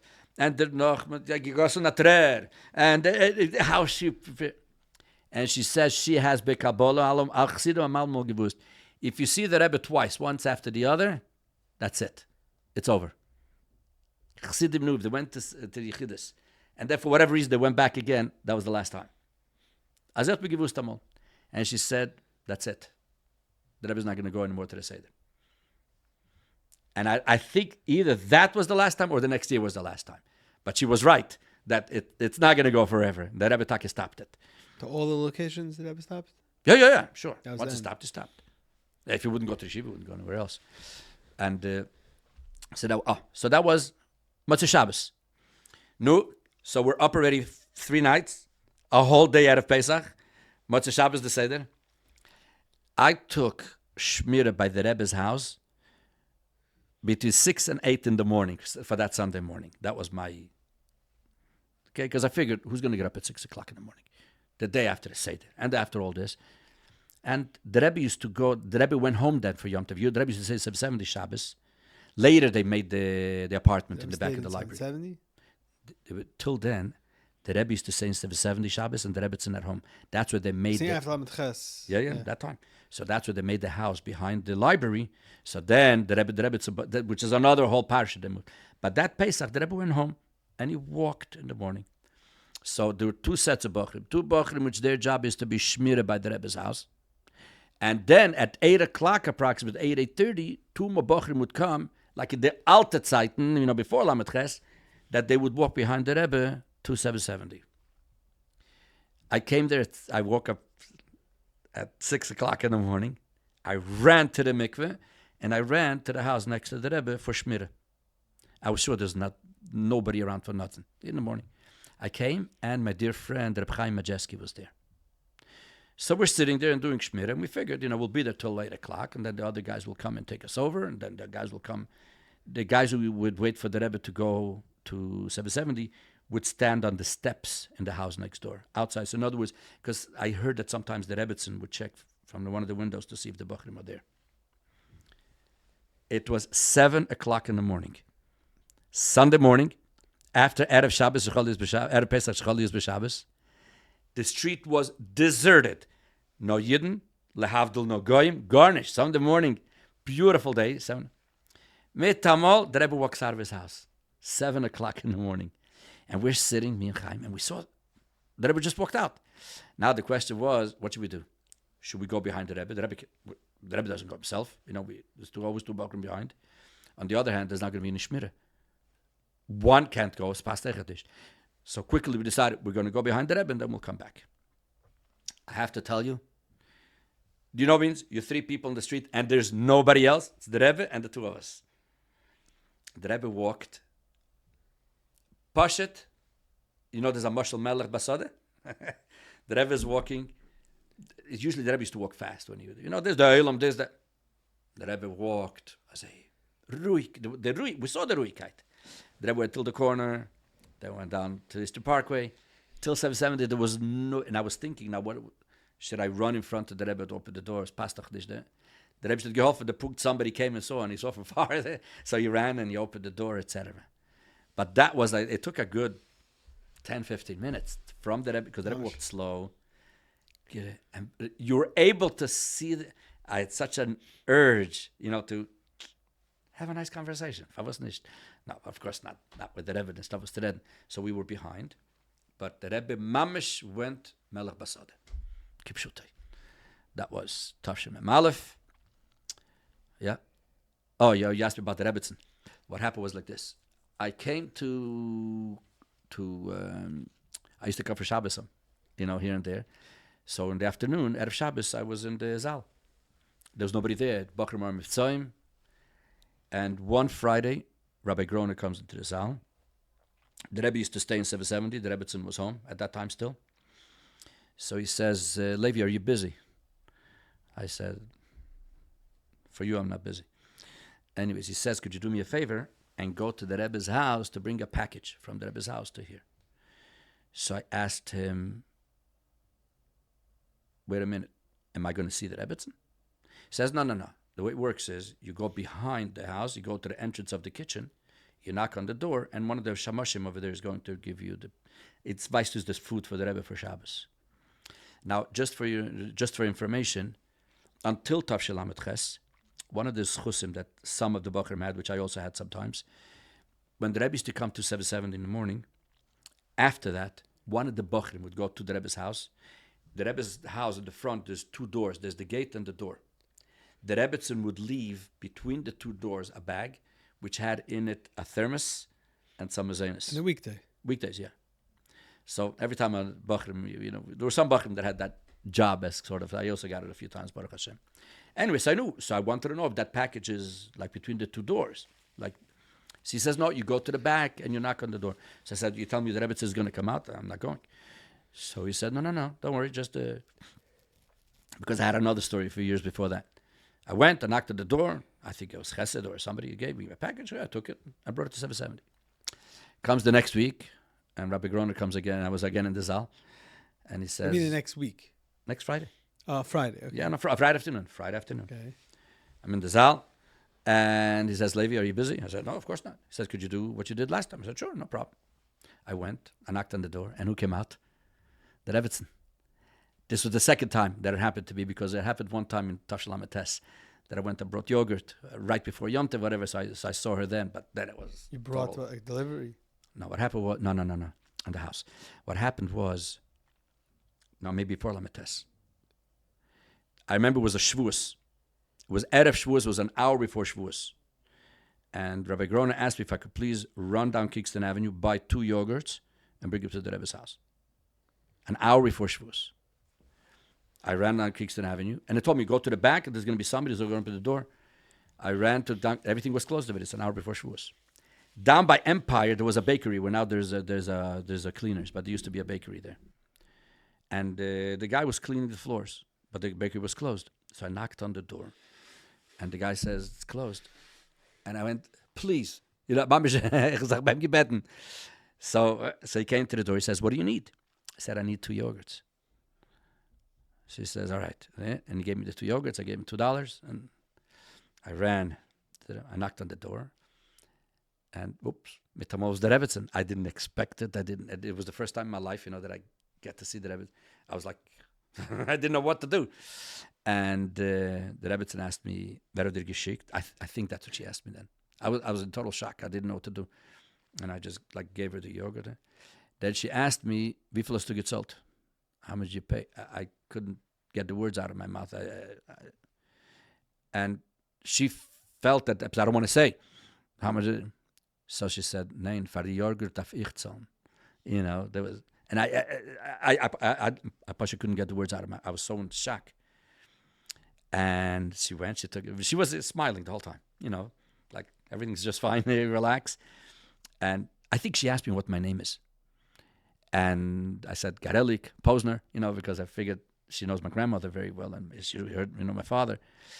Anyways, so she went to her purse, she took out her wallet, and she took $2, and she asked me, "It does given mehr?" And I went like this, no. So she gave me the $2, and that was that. That was I think it was Tavshel Lamites. I think it was Lamites, whatever. But then, this time when I went and I gave it to her, so then she asked me, "Wer dir geschickt hat auf Groner?" So I said, yeah, and she gave me the package. She said something else, whatever. And that was that. I went. Now, at that time, 99% of Lubavitch never saw the Rebbetzin, myself included. Okay? She was unbelievable how she managed to, keep herself. I had a very, very good friend, who was from France, one of my chaverim. And I knew that he would appreciate to be able to see the Rebbetzin once. So I told him confidentially, I said, look, if you want, there may be a possibility how you could see the Rebbetzin. Come with me to the Zal on Friday. If Rabbi Groner will ask me again to go, because I didn't want to tell anybody that I saw the Rebbetzin, it was a private thing. Come with me. And if the Rebbetzin opens the door, not one of them is back him, so you'll be able to see. And either that Friday or the next Friday, Rabbi Groner again asked me if I could go. I said, sure. So he came with me. We got to the door, knocked on the door, and the Rebbetzin came out. So I was just, standing there. She already knew who I am, from. She went to get the package, and sort of she turned and she saw there was somebody else there. But he did not have this awe for the Rebbetzin the way I grew up. For him, it was a little different. And seemingly, the Rebbetzin asked him who he is, and the Rebbetzin knew very well his grandparents. Oh, you're dead. And he started, they were talking in French, and the Rebbetzin was ecstatic. She's talking to somebody in French, to a friend of hers. And I stood there on the side. I wanted to bury myself. I stood like this on the side with the package, and she was looking back and forth. Funny, the whole conversation took 2 minutes, whatever. But he was nuts, and she, they were like buddy. And she enjoyed it, no question about it. Then we left, and I asked him, "How did you do this?" He says, "Why not? Look how happy she was." So I figured, all right, nicht is nicht. Then I decided, Atkan, I'm not going back there anymore. If Rabbi Groner asks me again, I'm not going to be in the Zal, so it's over. I didn't say the story to anybody. He didn't say it to anybody. 3 or 4 weeks later, one of them, Meshamshim Bakodesh, came over to me and says, "Were you by the Rebbetzin a couple of weeks ago?" So I said, "Yeah." "Why?" She said, "Because the Rebbetzin told me, der Garelik, a lebediker Bocher." I didn't do a thing. I stood there on the side like this. I didn't even, the second time I didn't even open my mouth. She knew already what I'm here for, who sent me, who I am, and fertig. So the Rebbe's mother said, "A ganze Woche. Woche," and the Rebbe She said a lebediker Woche. Yeah, Lebediker she said a lebediker Woche. That was then. When I became a chassan later, this was a very tough Memhei. Memhei. 4 years later, I became a chassan to Rabbi Klein's daughter. And Rabbi Klein has a son. His name is Yankee. Today is Harav Yankov Klein in Moscow, one of the greatest shlichus'n. But at that time, he was before Bob Sherenish. So one of the things that I used to do, he lived right on the block, 3 doors away from 770. My Kale wasn't home. She was in school, teaching, whatever. So I used to go to my shviga, and sometimes I used to take Yankee out. Give her a couple of minutes of vacation. And when you're a chassan? When I was a chassan. One time I had to go to the bank on Eureka Avenue. There's a bank, a city bank. So I went, I told my shviga, look, I'm going to the bank. If you want, I'll take him out. It'll take me at least 45 minutes, going, coming. She said, sure, gesundheit. And I went to Eureka Avenue. I parked the car. I start walking towards the bank. Let's say I'm at 40 feet away from the bank. I'm going. All of a sudden, I saw that right parked, the car in front of the bank is the Rebbetzon's car. The Rebbetzon had a brown Cadillac. The license plate was MS-173. That was the Rebbetzon's car. I give a look, I see the Rebbetzon's car. And mitamal, I see the Rebbetzon is sitting right in there in the passenger seat. And she's looking at us. Now, ignore her. I didn't want to. Nichain. I meant to cook, say hello, do something. On the other hand, who am I to say hello to the Rebbetzon? Like, was tut man? I told Yankee that he should wave to the Rebbetzon. He waved to her, and she waved back with a big smile as if. And I went to the bank again. I didn't say a word to anybody, nothing. I guess Halberstein must have driven to the guy, and he went to the bank to do. I didn't see him in the bank. Could be he was downstairs in one of the offices. I didn't say anything to anybody, garnished. About 3 or 4 days later, my father-in-law, Rabbi Klein, he tells me, did you see the Rebbe a few days ago in front of the bank? How she knew, I don't know, maybe Chesed, so, ich weiß nicht. But that was my last interaction with the Rebbetzon. Then, of course, my wife, soll sein gesund, the Maskirim had a minhag that anybody got married, so they used to go to the Rebbetzon to get a bracha. When we got married, for those few months before, my shver tried to make an appointment with the Rebbetzon, but the Rebbetzon then broke her foot. And it took time, and my shver, of course, would not even dare thinking of going to the Rebbetzon when she's not feeling well. And the Rebbetzon kept on saying, when kommt der Kala, when kommt der Chosn, she wanted to see that. So finally, the week before the wedding, it was already in middle of the week, they went to the Rebbetzon. So they went without you. Right, so I didn't go. And the Rebbetzon gave my wife an envelope, a present, and weiter. So that was that. What I remember is that in Tafshil Lamed Tes, when it was Nasa Chamishim, 50 years of the Rebbe's wedding, the Sheikh Chabad of Italy, that was also something that I was a little bit involved, they bought for the Rebbetzon a purse. Now, the purse that they bought was from a company called Serapian. Serapian is one of today, ich weiß, was du sagst. Aber jene Zeiten, Serapian was the name of pocketbooks. So I remember that they sent a pocketbook for the Rebbetzon. And I remember that I was, my father was telling me, the Rebbetzon has to get the number one in the world, so that was that. And I remember also one time I went, must have been Lamed Gimel or Lamed Daled. My father was here in New York, and I remember we went to the phone in front of Kingston and Eastern Parkway. There used to be telephones. First there was a booth, then there was telephones. Then they moved them right by the train station. So I remember how my father called up the Rebbetzon. And it was a short conversation, but I asked my father, what did the Rebbe, that's how I knew the number to the Rebbe's house, by the way. Those days was unlisted. Kain Neves, there's the number. Everybody in my class knew that I know the number. And my father told me that the Rebbetzon said, it was already at least a year or two that they didn't speak. And the Rebbe said, aza of der Gast. Seemingly, the Rebbe always used to tell her, when my father comes, because those days was a big thing. My father used to come very often. Shluchim didn't do that those days. So, But your father went to the Rebbetzin? No. No. Well, he did go to the Rebbetzin once or twice earlier. Stamazeh is like the older people used to go visit? No. One story was before my times. In other words, in the late Chof's, early Lameds. I'm not sure exactly when that was. Milan is at least it used to be the center of fashion of the world. Milan it's known. So, and the center of Milan there's a big cloister, whatever. In front of it, there's a massive square called Piazza Duomo. Piazza Duomo has also a lot of stores. Then there's a gallery, Galleria Vittorio Emanuele, the king, whatever. And that goes from this square to the next square, where you have one of the biggest theaters in the world, Palazzo della Scala.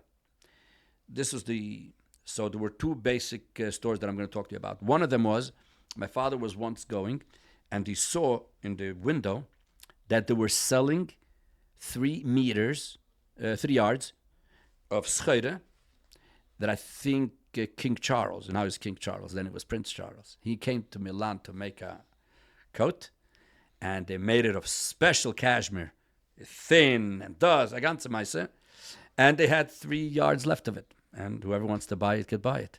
Versteht sich, it didn't cost $5. My father saw it. He decided such a thing for a king passed for our king. The Rebbe has to get a new coat. The Rebbe, I don't know if you remember. The Rebbe has to have a regular coat. The Rebbe should have a coat that's passed for a king. My father got one of the Balabatim to pay for it. My father brought it to New York. And Cashmere coat. What? Cashmere coat. No, not coat. The schöre. Oh, And then you would give it to Hans, and Hans will make the coat out of it. But you have to ask the Rebbe first. You can't just... my father didn't want to go by himself to Rebbetzin, so he took along Reb Handel Lieberman. Handel Lieberman was a famous painter. He was very, very close to the Rebbetzin. So he went with Reb Handel. That's what my father told me. He went with Reb Handel, and he presented to the Rebbetzin the schöre, and he said that it's passed for the Rebbe to have a coat like a king. Here's the schöre. I'm not sure what the Rebbe said. My father told me the Rebbe said, it's not going to work. The Rebbe is not going to go for it. And thus. So that was the story with the cashmere. Derech Hakav, my father told me that he heard from Rebbe Handel when he went, they were talking. And Rebbe Handel told him, there was one year, Rosh Hashanah, the Rebbe came to 770. Usually the Rebbe used to come at least a half hour, 45 minutes before davening, enough time. One time the Rebbe came mamish late, like not late for davening, but much later. It was very strange, like 9:45, 10:50, mamish. And the Chassidim wanted to know what happened all of a sudden, like why. So they got the Rebbe Handel to ask the Rebbetzin. My father told me like this, so Rebbe Handel said that he asked the Rebbetzin, was there anything special this Rosh Hashanah? And she said, it came Rosh Hashanah by night after the meal. The Rebbe had a stender or something in his house, or something like that. And the Rebbe hat sich angespart, Rosh Hashanah by night. I think that she said it was standing. Standing was angespart. And the Rebbe stood like this till the morning. The Rebbe saw it's already 9 o'clock, 9:15, and the Rebbe is still standing like that. Now, she wouldn't dare to do anything. On the other hand, so I'm not sure exactly what she did to get somehow the Rebbe's attention. And the Rebbe sort of turned around and she said, "Shlichus'n tog." Shlichus'n tog. And the Rebbe said, "Tog?" That was the end of the conversation. And then the Rebbe right away prepared to go to shul and whatever. This is something that Rebbe Handel Lieberman told my father. So that was another story with the Rebbetzin. And then, of course, there's another whole parsha, which I'm not going to go into the details, the Rebbe's hat. We had the shlichus'n to give to the Rebbe the hat. Of course, later there was some from Bancroft, maybe. I have it in my hand, in my father's archive, a letter, Tavshich Chav Ches, from Reb Zalman Gerari to my father, how he got from the Rebbetzin exact instructions of the hat, Borsalino, and I used to go and order it in that Galleria. Borsalino had a filiale, what is it called in English? The factory is in Alessandria, but this was like sort of their office in... It says it in the hats, I think. What? It says it in the hats. Alessandria. Yeah. Yeah, Alessandria is a city about an hour and a half away from Milan, near Torino. And this was in... But if somebody in Milan wanted to deal with... First of all, if you want to buy a hat, you go in there. But we wanted to order the hat, so we had the exact sizes. I even have a piece of a measuring tape, how big the brim should be. Keser HaMelech darf sein tipped up. So you eventually went over to locally. Basic nicht. All I know is that I remember I brought once or twice. One time I brought, and my shver showed me that the last one that I brought is still here in Maskiris on the filing cabinet. The Rebbetzin said to wait. I still use the Rebbe to change from one thing to another. It didn't go so simple, And Are you talking about like in the Lameds? Lamets. The letter is from Chavches. Yeah, in the Mems, the Rebbe didn't change his hat too often. Right. But the Rebbe had. But the later, because we brought the later years. Yeah, later was vice versa. Because the Rebbe one time went like this. Yeah, I think the Rebbe did it like once a year. I'm saying Nun and Aleph like that. Yeah, we didn't bring it in the Nuns. No, but I had from those years. I have all the. I partially did it myself. I went. But you see on the video that Bancroft was the one that brought it. That was by dollars later by the brachas. Yeah, you see that. Yes, but I have the letter with all the. I remember bringing it. But at those days, the Italian hats, the Borsalinos, you were able to fold them. They used to come in a triangle box. You fold them and then you... Yeah, so that's as far as the Rebbetzin is concerned. Okay. So after your marriage, you were here. You were in the Kailo? Yeah, when I got married, I wanted to... Okay, there's another whole parsha in between, which is a yeshiva in Italy. After I finished shlichus'n in New Haven for 2 years, due to Tafshin Mem Aleph, I went to Italy for 3 years. Tafshin Mem Beis, Mem Gimel, Mem Dalet. I opened up a yeshiva, a small yeshiva, for 10 boys. Be'ikir, it was my younger brother's class, because we felt that they're not ready yet to go to America. They were, 13 years old, 13, 14, whatever. So I went there for 3 years, and as a matter of fact, that Rebbe Lazar, for example, he was learning in Morristown at that time. So he came back to Italy for a year, maybe even 2. I don't remember, also to join. We had a very, very nice group. Rebbe Alex Namdar, who's trained in Sweden, very, very nice group of 10 boys. My brother-in-law, Rab Chazan, was the Menal, of course.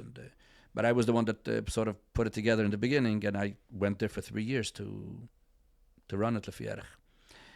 And it was very, very nice. There was one very cute story. Tafshin Mem Beis was Shnas HaShmoinim of the Rebbe. We're Bochrim. And we decided that, the Torah says that Moshe Rabbeinu, when did he take out the Mitzrayim? How old was he when he took the Yidden out of Mitzrayim? Shmoinim Shonas. They steht klar in Pasuk. So that's it. Yid Aleph Nisim Mem Beis. This is it. I was there Shnas HaShivim in 770, of course. And now it comes Shnas HaShmoinim. And here I have the yeshiva, and I remember I was sitting in my father's office. The yeshiva was in the shul. In the back, there were 2 rooms. And my father's office was in the shul. I'm sitting with my father, Rosh Chodesh Nisan approximately. And I said, we got to do something. Shnas HaShmoinim. We have to do something. But really not a plot. I had a few ideas. My father nixed them. I'm not going to discuss what they were. And as we're discussing it, there's a knock on the door. One of the nice Balabatim, very good friend of ours, not from my father's community, from the Lebanese community, but also very close. Milan is like one big happy family, He came. He has a problem. His father passed away a few weeks before, a week or 2 before, which we were there, but Levaya and everything. And there's a problem. What's the problem? The father, after the Second World War, he bought a massive piece of land in Japan, in Kobe. At that time, there was nothing in Japan yet. The Shluchim went in Memhei, Memvav. This is Tafshin Mem Beis. If the Rebbe wanted to print a Tanya in Japan, so there were a few Lubavitch businessmen, like Rebbe Hishel Chitrik, Rebbe Mendel Shem Tov, that they used to go sometimes, Efri Steinmetz, whatever, but there was nothing there stationed. And his problem is as follows. Because the father has this big shetach there, now, the 30, 40 years, whatever it was, 30 years later, the thing is worth who knows how many times more. So the family has an office over there in Kobe to run this operation. Now, since in Kobe there's no Yiddishkeit those days, there's a little shul, only Shabbat, mamish nothing. So there's like a few brothers and a few brothers-in-law. They would rotate. Every year, someone else moves out there. They have a big house, and someone moves out there for the year. Doesn't have to be the Rosh Hashanah, doesn't have to be a Yom Tov, but, he's in charge. What's the problem? He says the father on his deathbed, he said that he wants that whoever is going to be in Japan that year, he should also say Kaddish. So he asked, he came and asked me, what do we do? There's no minyan there, there's no, what do I do about Kaddish? I was a bocher, full of energy. I said, I have an eitzah. What's the eitzah? We have a yeshiva here, 10 boys, right? We're going to ship them out to Japan. We'll open up a yeshiva in Japan. Well, I might have given if they're sitting in Milan or sitting in Japan, right?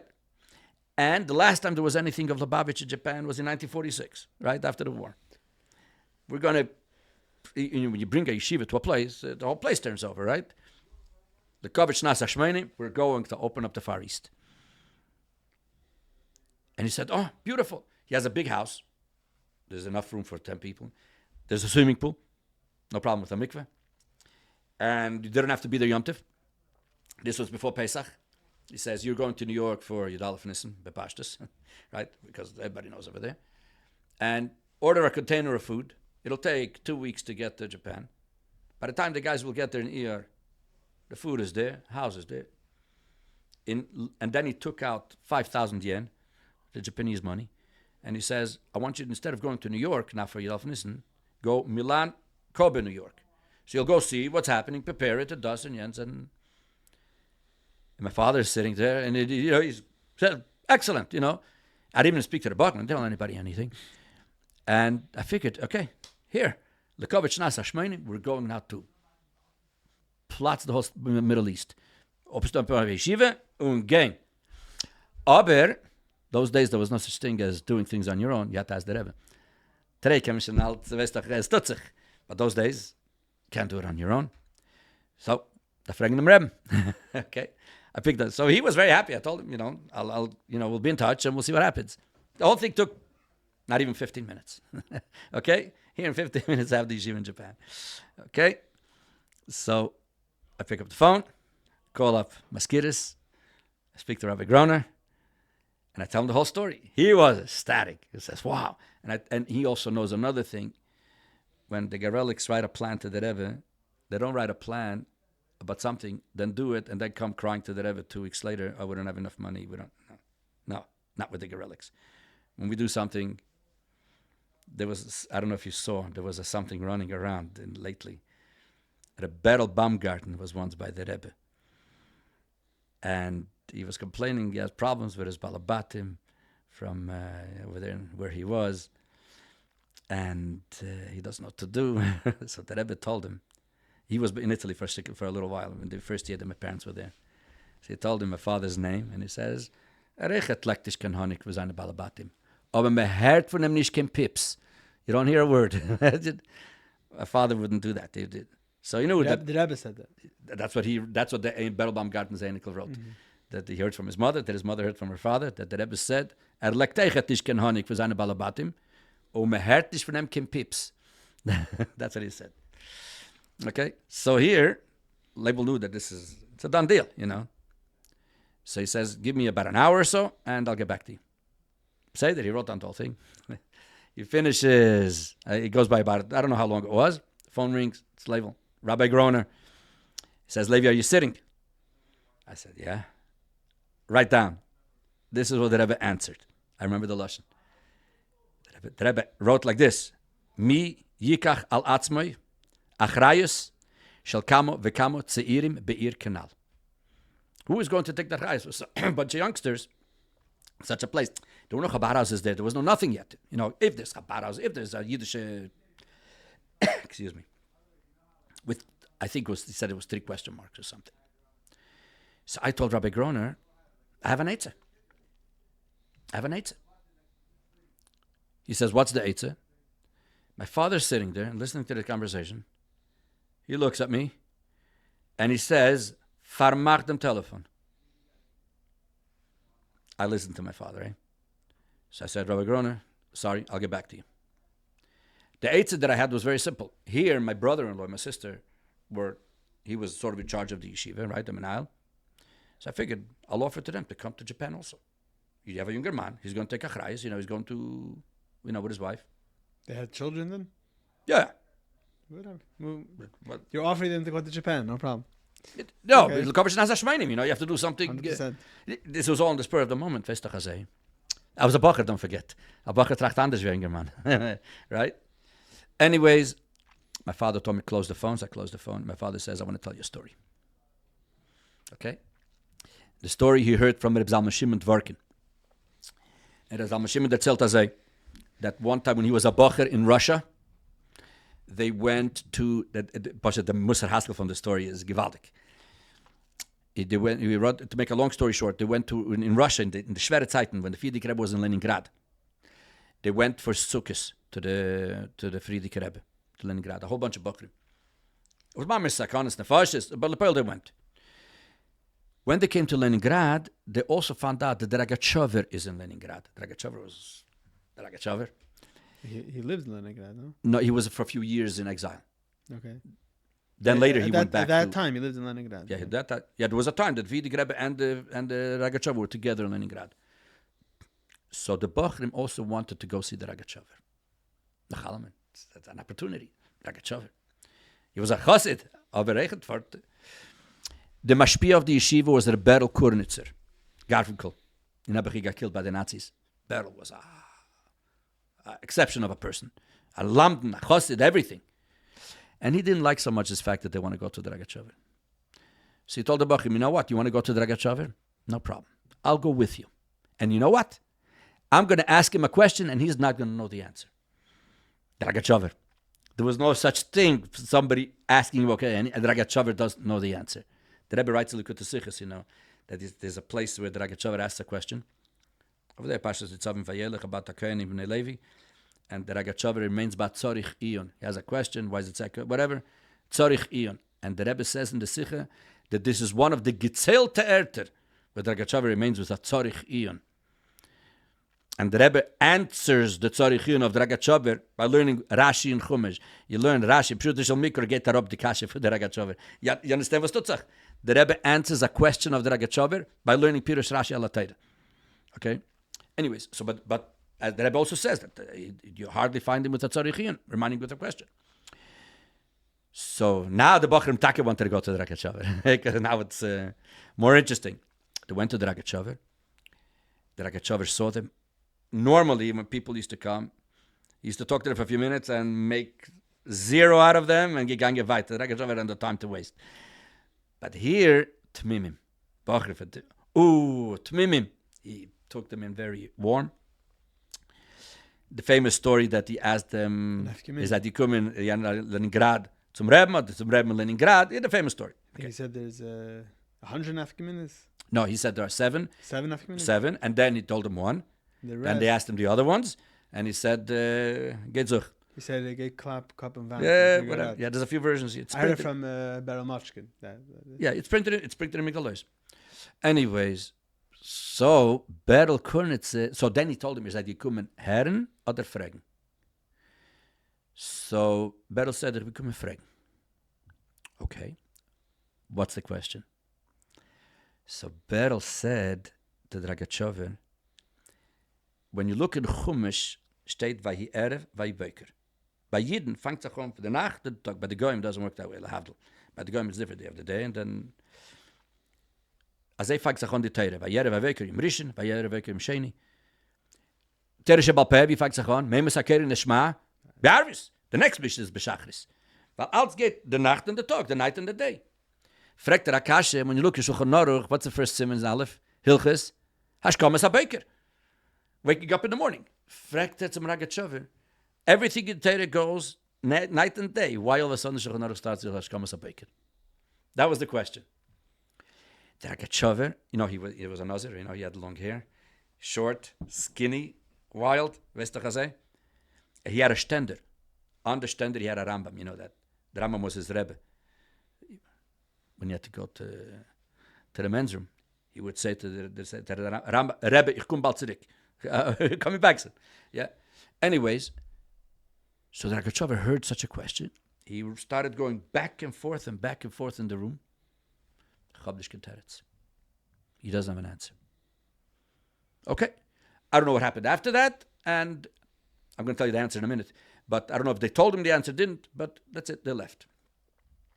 When they left, the Bochrim asked Berel Kurnitzer, did you have a good question that we knew? But how did you know that he's not going to know the answer? Fandest du gewusst? So he said, I'll tell you why. He once went to the Rebbe Rashab to a Sifa Sarabonim, I think it was, or something, to a big... And the Rebbe Rashab said what we call a Sicha, a speech in front of all the people. In middle of that Sicha, the Rebbe Rashab asked the following question. Was lochere darf man verstehen, die ganze Teire geht doch, weil ihr Beiker. Sag ihm, schon noch steht sich, dass ich komme, Beiker. There's two versions to this, by the way, I'll tell you in a minute, but this is the version that my father told me. And the Rebbe Rashab answered. Said Berel Kurnitzer to the Bochrim, a Scheile, was der Rebbe fragt, wird nicht wissen the Teretz. When the Rebbe asks a question, you're not going to know the answer. Because the Rebbe doesn't need you. He was there. What? The Rogatchover was there, you said. The Rogatchover? The Rogatchover was at this. No, he wasn't there. Oh, this... Berel Kurnitzer was by Asifa Sarabon. He was there, okay. The Rebbe Rashab asked a question, he answered. So a Scheile, was the Rebbe fragt. And you should know, you could do that with Likutei Sichos. The Rebbe asks a whole bunch of questions before the beer. Go and ask anybody in Vestish Gefinnik and Teretz. You won't find that. I tried it many times. Any Teretz you'll find, there's still a kasha. Mit amol, the Rebbe get a Teretz, it's lat verstandig. Okay? This is what Berel Kurnitzer told, and this is what Reb Zalman Shimon told my father. So my father told me, as the Rebbe ot a Scheile, wirst du nicht wissen der Teretz. The Rebbe is not asking you to find an Eitzah. No. The Rebbe has a question, geendigt. You stop right there. Don't try to be smarter. And that's why you will see that when somebody would tell the Rebbe something, and the Rebbe would go, and the person would repeat himself, that was the biggest mistake in his life. Don't repeat yourself. That the Rebbe's is not because he didn't hear it. What does it? He didn't like what was said. Exactly. You have to rephrase your question or do something. Don't. And by the way, you can see this tested in there's a few. I'm not gonna say what it's about because I don't want to. Sure.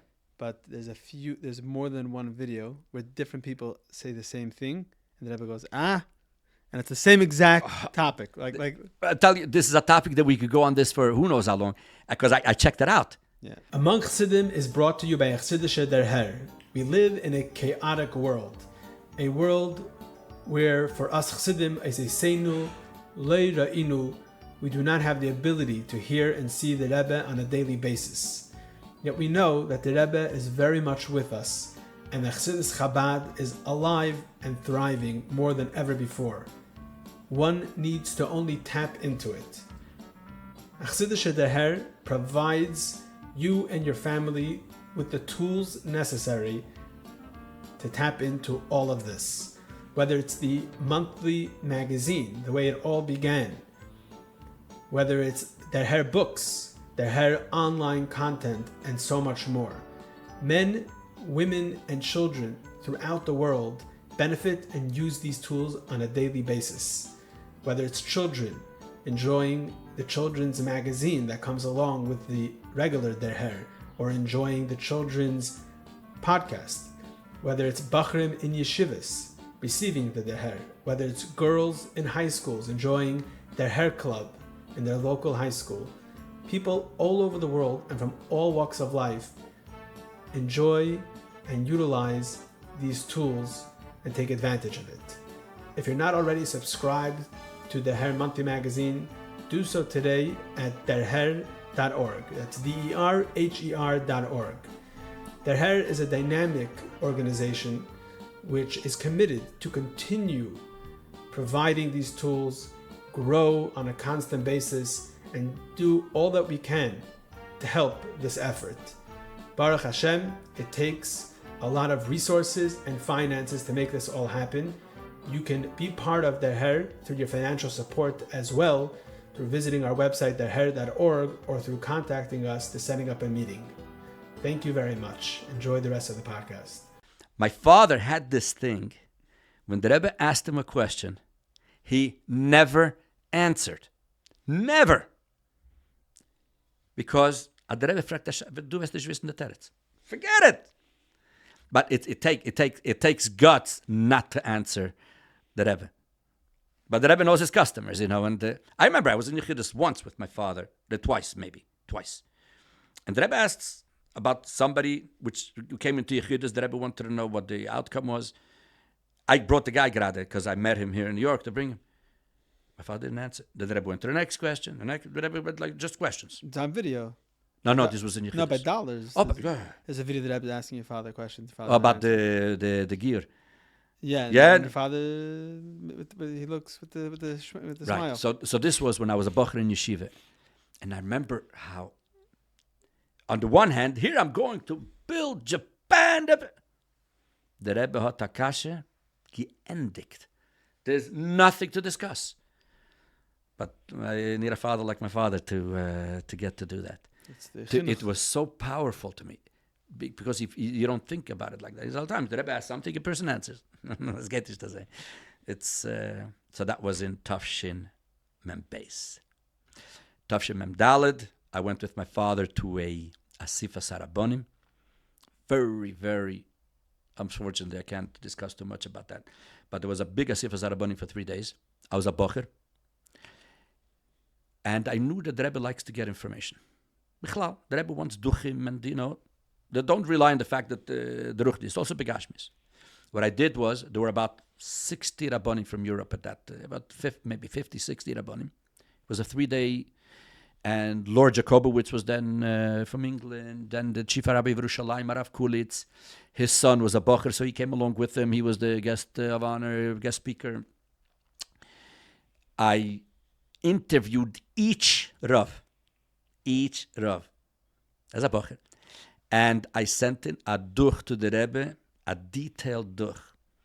I wouldn't show it to anybody today because I wrote like a bocher, and I wrote exactly what I think of each one also. Today you have to be much more careful. And I got very good reports. I'm not going to say how, what, and when about this report that when I sent it to the Rebbe. So that was also when I was a bocher, Tafshim Mem Dalet, yeah. Then Tafshim Mem Hey, I became a chosen, and the rest is history. I don't know if you want to talk now about Keulel. Right, why not? Okay, I'll do it bekitzer. I was in Keulel. Now, when I got married, my Schwer soll sein gesund, I wanted to go on shlichus'n right after the wedding. Ich habe nicht was zu tun.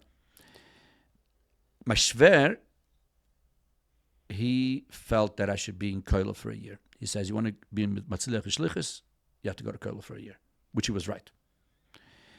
And then he said, and it's also good for my wife, to be the first year next to her mother. He said, Nachdem kannst du gehen, wo du willst. You go wherever you want. And I figured he has a lot of experience. If he says it, I may as well go for it. And and I stayed for a year in Köln.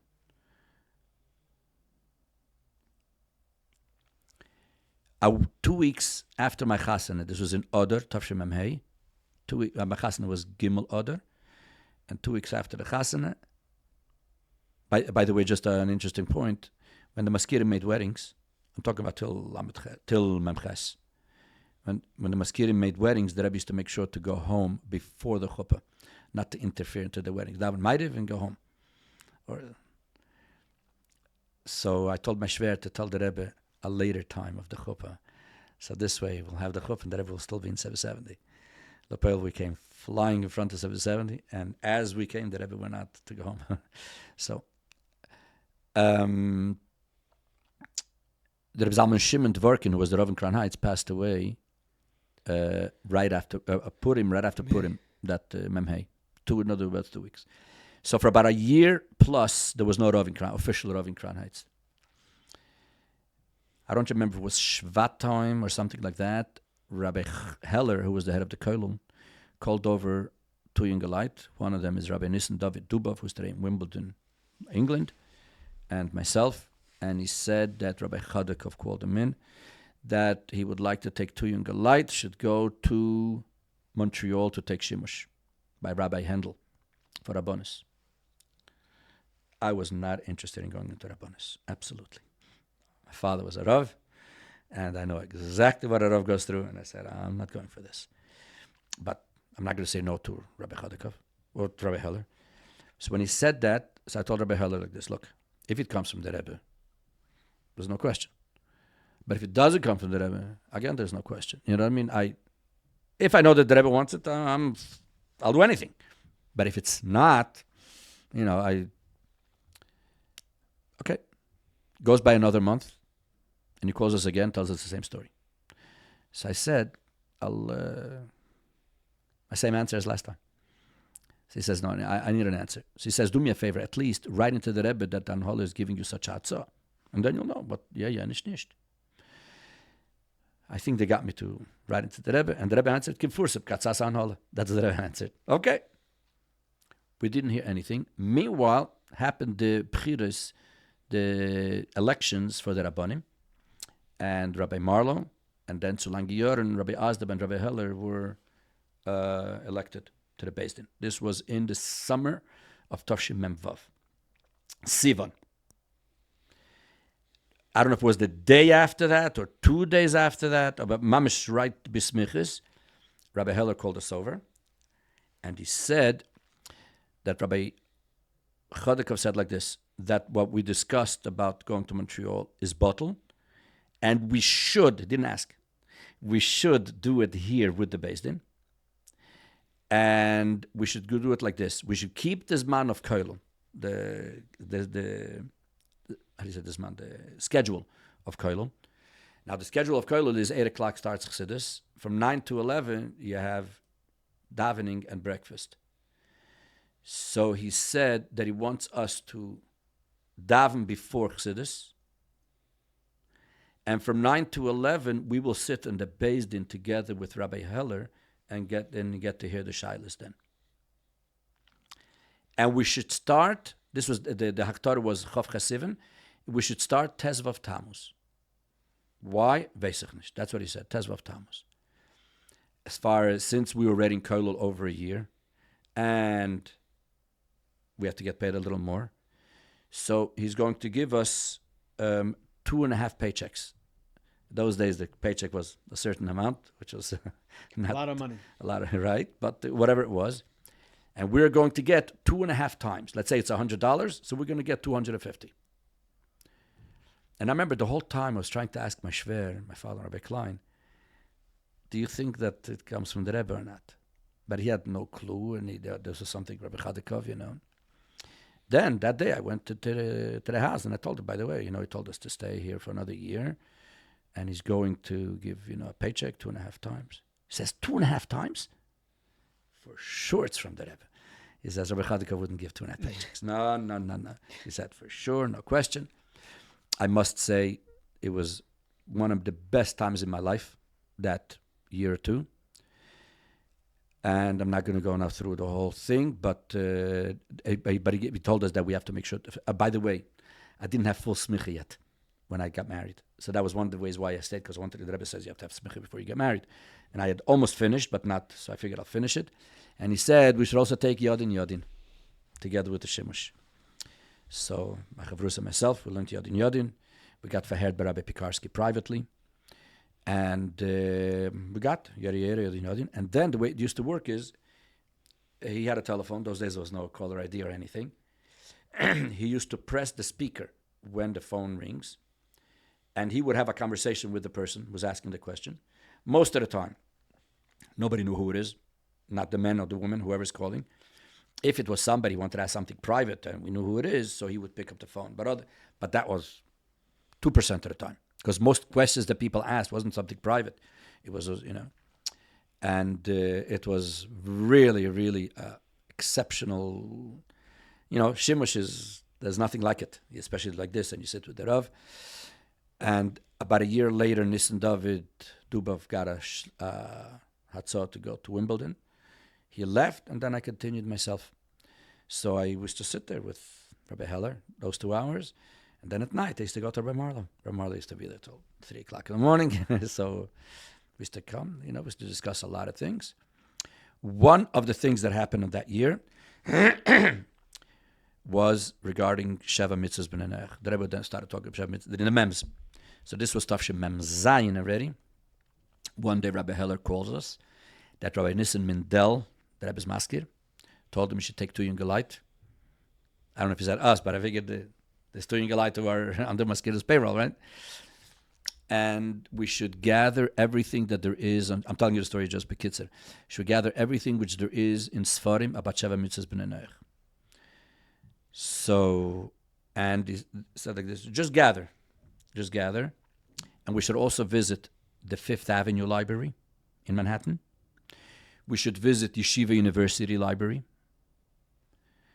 And then the lashon was, und das darf nehmen nicht mehr wie 2 oder 3 Tage. The whole thing. The whole thing should take no more than 2 or 3 days. We had no idea where to start Sheva Mitzvahs B'nei. There's the Rambam, a couple of halachas, whatever. And this was Monday afternoon. That means we have to be done by Thursday afternoon. So Rabbi Heller told us that he knows that in the library there's a sefer, a chumash. There was a big guy in Williamsburg. His name was Rabbi Steif. My mother, when she was a girl in Beis Yaakov in Williamsburg, remembered Rabbi Steif. Okay, they talk about in the Yuds. He was a short guy. He went through the concentration camps. He went through Meirudi Kegon, this sefarim, beautiful sefarim of his. So he had a chumash on Pashas Bereishis and Noach, and on the bottom there's a lot of hours about Sheva Mitzvahs B'nei. So he said you could start with that, and then noch sein weiter. Then I habe gesagt that in Encyclopedia Talmudis there's a erech B'nei. So what we did was like this. Right away that afternoon, we went to my house and we started writing down everything from Encyclopedia Talmudis, whatever we could. The next day we went to the Fifth Avenue Library. We spent there 7 or 8 hours. Couldn't find kimat garnished. But there was one thing, there was a file over there. I'm talking about an archive of an Alterov that the family, they didn't know order. So they gave the whole thing to the library. So we went through it, and we thought maybe he wrote something, because it was very interesting. I don't even remember his name. And one of the things that we came across in that, but now, you have to understand like this. The librarian brings out that file, and he sits there and watches you. He gives you paper by paper. So if I could go myself, can again, but paper by paper. We whatever. And we went through the whole thing. He had over there was a paper that I recognized that this was the Ksaviat Kodesh of the Mittel Rebbe. Okay? So I asked him if I could just have a photostat, and I brought it to Bet 11 in the library, whatever. We found something in German, something about Sheva Mitzvahs, but why did we have to go to the Rebbe said, so we did it. We went the next day to the Fifth Avenue, to Yeshiva University Library. So then I found another thing from this Rabbi Steif. And I saw in the beginning it says Steif Muncie. So I thought that the guy in Muncie is the Mechaber. Turns out, so I right away called up from Yeshiva University. I called him up, and it turned out that it was his Einikol. He was a Rosh HaKollel in Muncie, and Rabbi Yonason is his Zayda. In other words, he still has a father in Williamsburg, and his father is the son of Rabbi Yonason Steif. So I asked him, because it says over there that in his Sefer he was Meirich.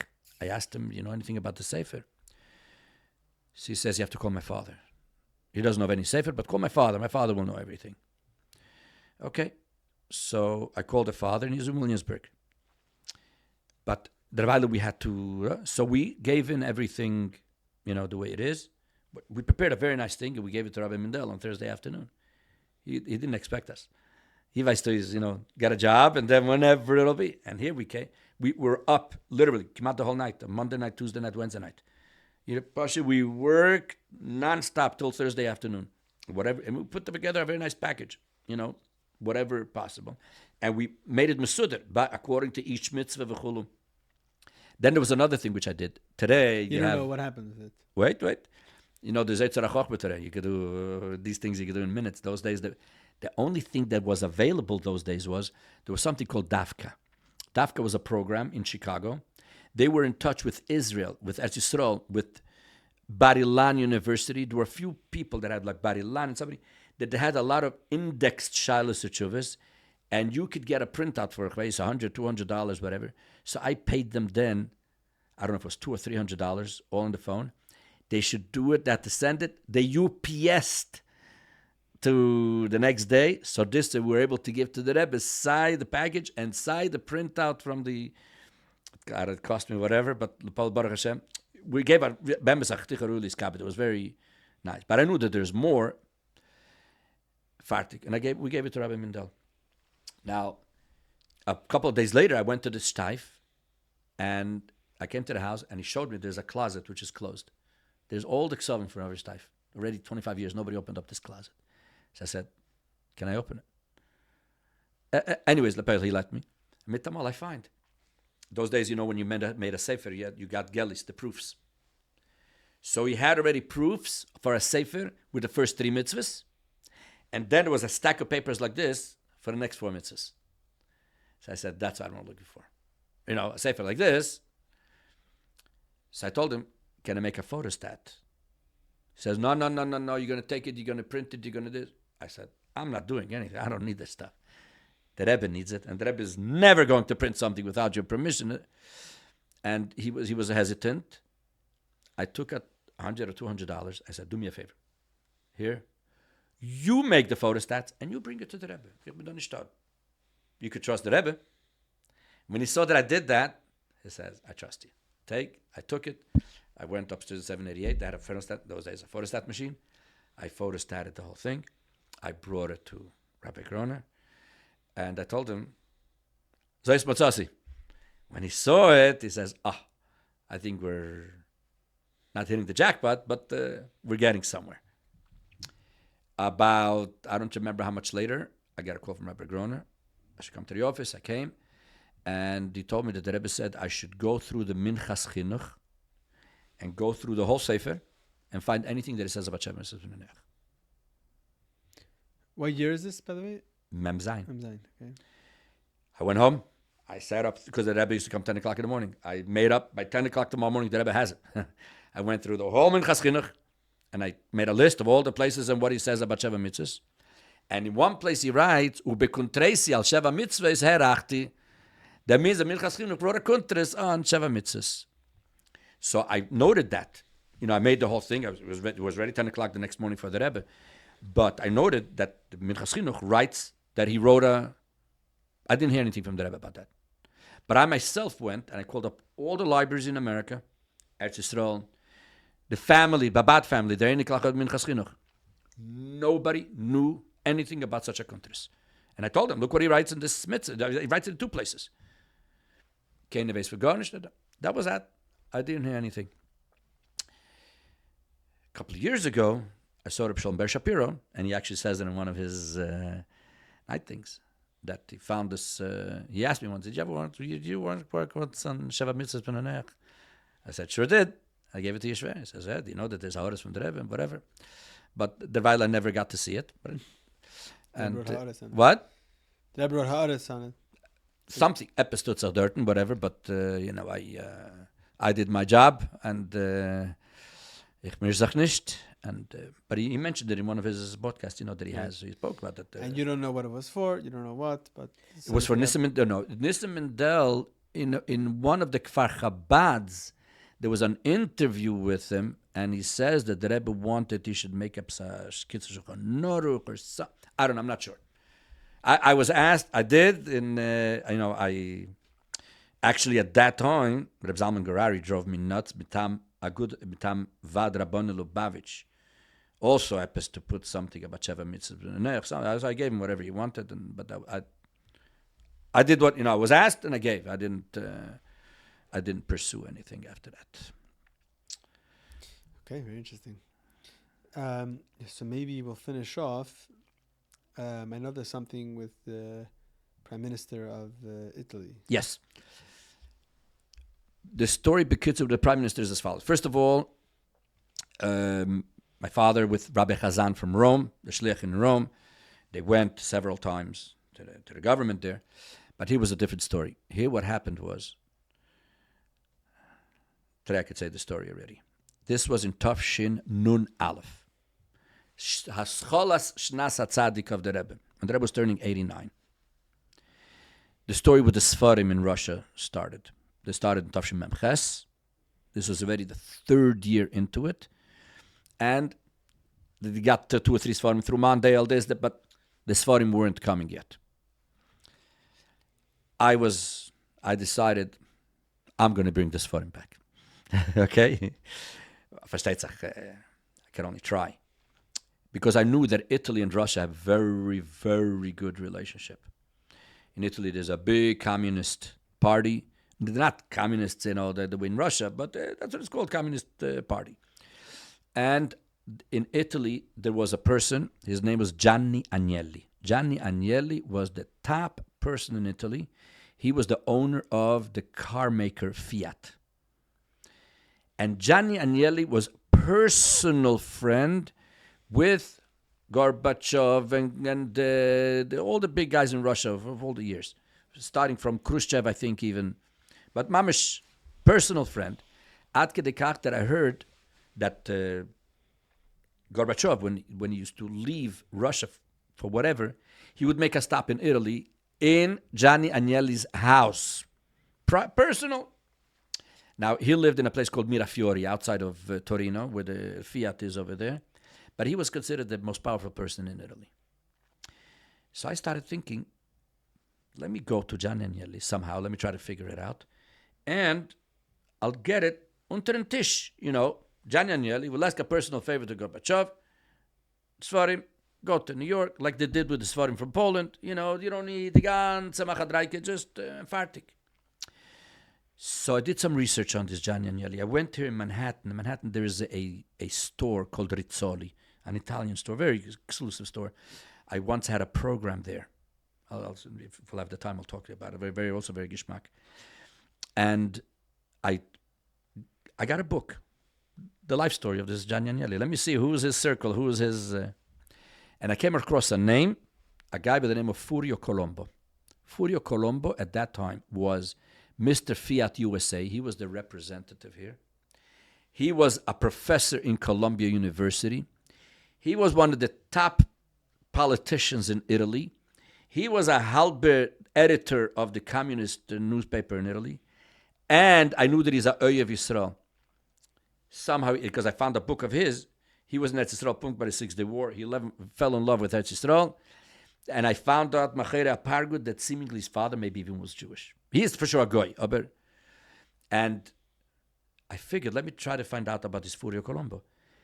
And whatever I read about him, only beautiful things. The pillar I went to him, he looked like Ronald Reagan, real polished person, tall, unbelievably handsome, typical Italian,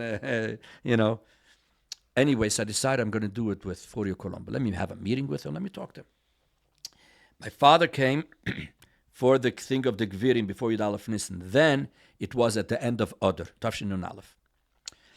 So I called up the office of Fiat, and I spoke to the secretary of Furio Colombo, and I said I would like to have a meeting with him. My father is here from Italy. I said he's the chief rabbi of Italy, even though he's just of Milan and not even the chief rabbi.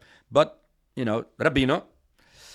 And we'd like to have a meeting with him. So the first thing she said, before 3 weeks, there's nothing to discuss. He's booked. You can't, she said in Italian, non riesco a mettere uno spillo. I can't even put a needle. That's how packed it is. So I said, look, my father's here from Italy now. He's leaving tomorrow night. If you could get me something, I would greatly appreciate it. She said, I'll get back to you soon. And I gave her my office number. You know what my office number was? I was teaching then in Dara Teda.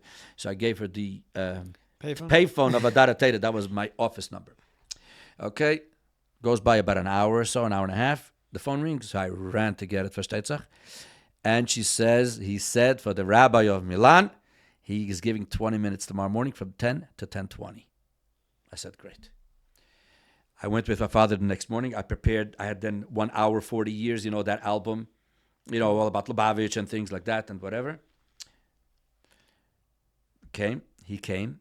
First of all, he was so covetic from my father. You can't imagine. You're talking about this guy is a big name. He's not. Did your father speak Italian? No. I mean, it's a little bit. He get buttoned. My father didn't say a word. Okay. I spoke the whole time. There was another from Italy. One of the Zippels was here, and I took him along also with me.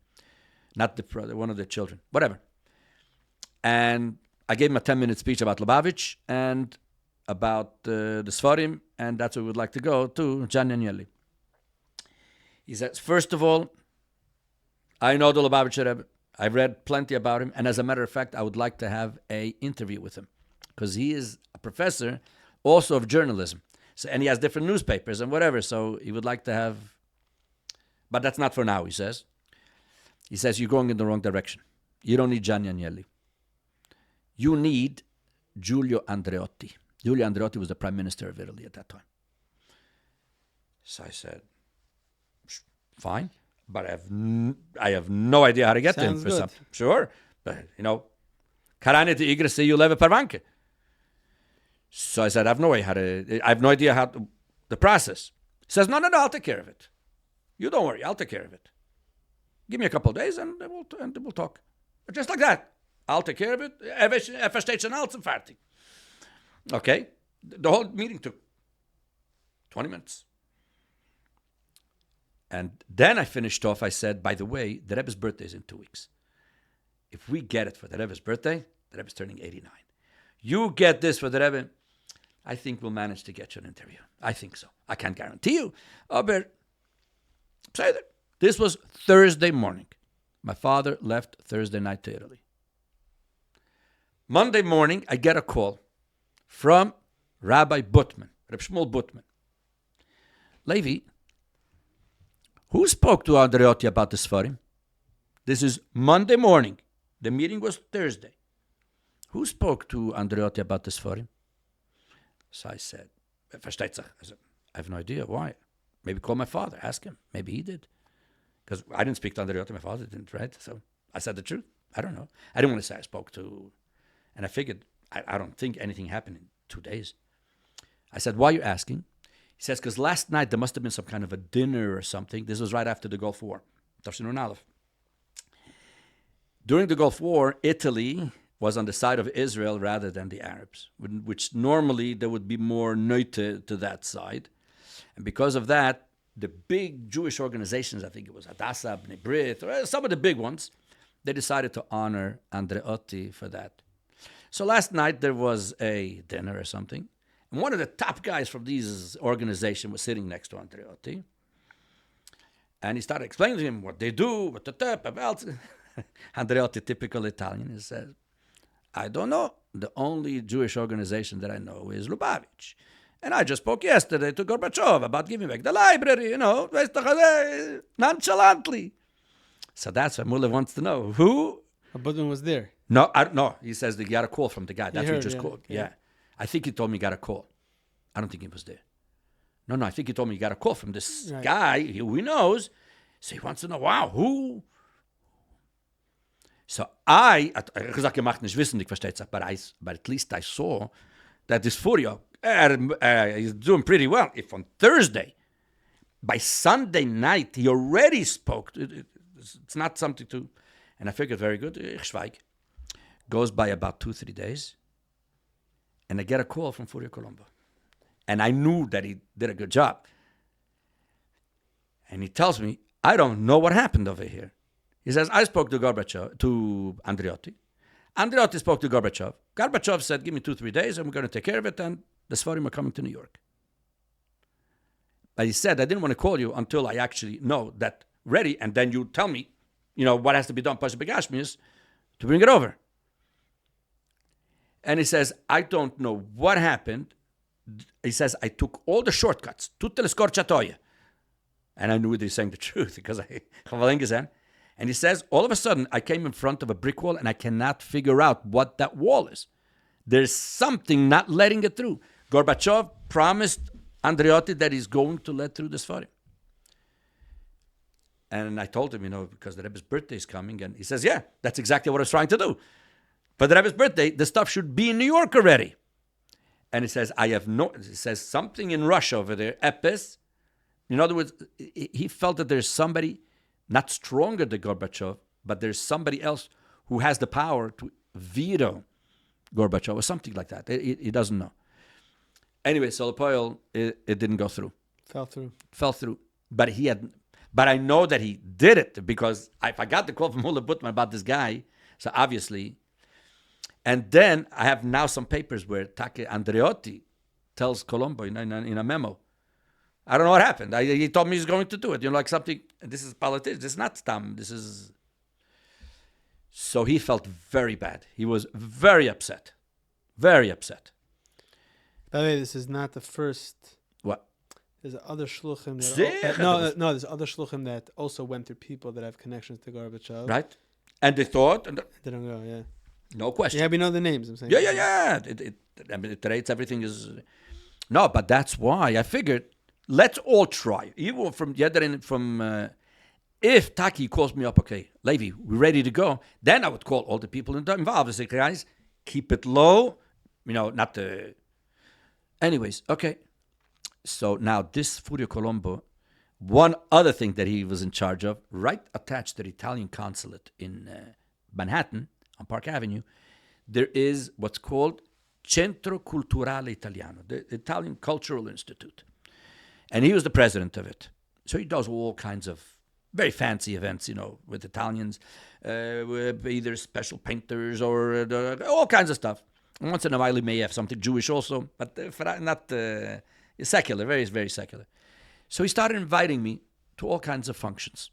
And I went. It's a good guy to be close to. Came Chanukah, right, a couple months later, and he made a book.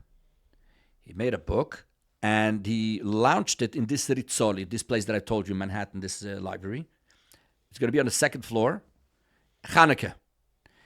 And the guest speaker is going to be Elie Wiesel. And it was a ganze Geschäft, it's all his friends. And he asked me if I could come, since it's Chanukah, bring a menorah, light the candles, make it, into a nice Chanukah party, even though it's all going. But still, I came. It was beautiful. Not only that, then there was somebody from Italy that came from the television in Italy. Not a reporter, a balabos.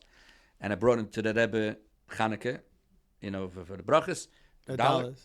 And from there, we went to Manhattan to this thing. So it was another, and then I lit the menorah. And we sang Mois Tzur, and everybody. It was beautiful, beautiful. And it was in all the newspapers in Italy. And on the TV, the Rai. Okay? This was in Kislev. In beginning of Shvat. Nun Beis. Yeah, all Nun Beis. Beginning of, or Tevis. I have the dates exactly. He calls me up. He says, Rabbi Garelik, please come to my office. I have a very nice surprise for you. I came to his office and he says like this, Andreotti, the prime minister, is coming to America on a certain date. Nobody knows about that yet. He's coming for 36 hours. In other words, he's landing in the afternoon. He's going to be here for an evening. Then he's going to be there in the morning. Actually, more than this, like 2 days or something. Then the next evening, he has an event in New York University. And the next day, he's going back to Italy. Why is he coming to New York University? Because they printed a book of his, whatever, and that's why. And he says, what I did was, I blocked 3 hours in the morning from 9 to 12, and we're going to bring him to the Rebbe. Prime Minister of Italy to come to the Rebbe. This is. I said, great. And I figured, very good. First of all, Andreotti is a person who loves, antiques and sefarim and history and this and that. Second of all, he has the cheretz, sof kol sof, for Yiddishkeit, etc. And I figured to myself, what we're going to do is like this. 9 o'clock, I'll be in Manhattan. We're going to drive to Crown Heights from 9 to 10, right? In the car, I will prepare him.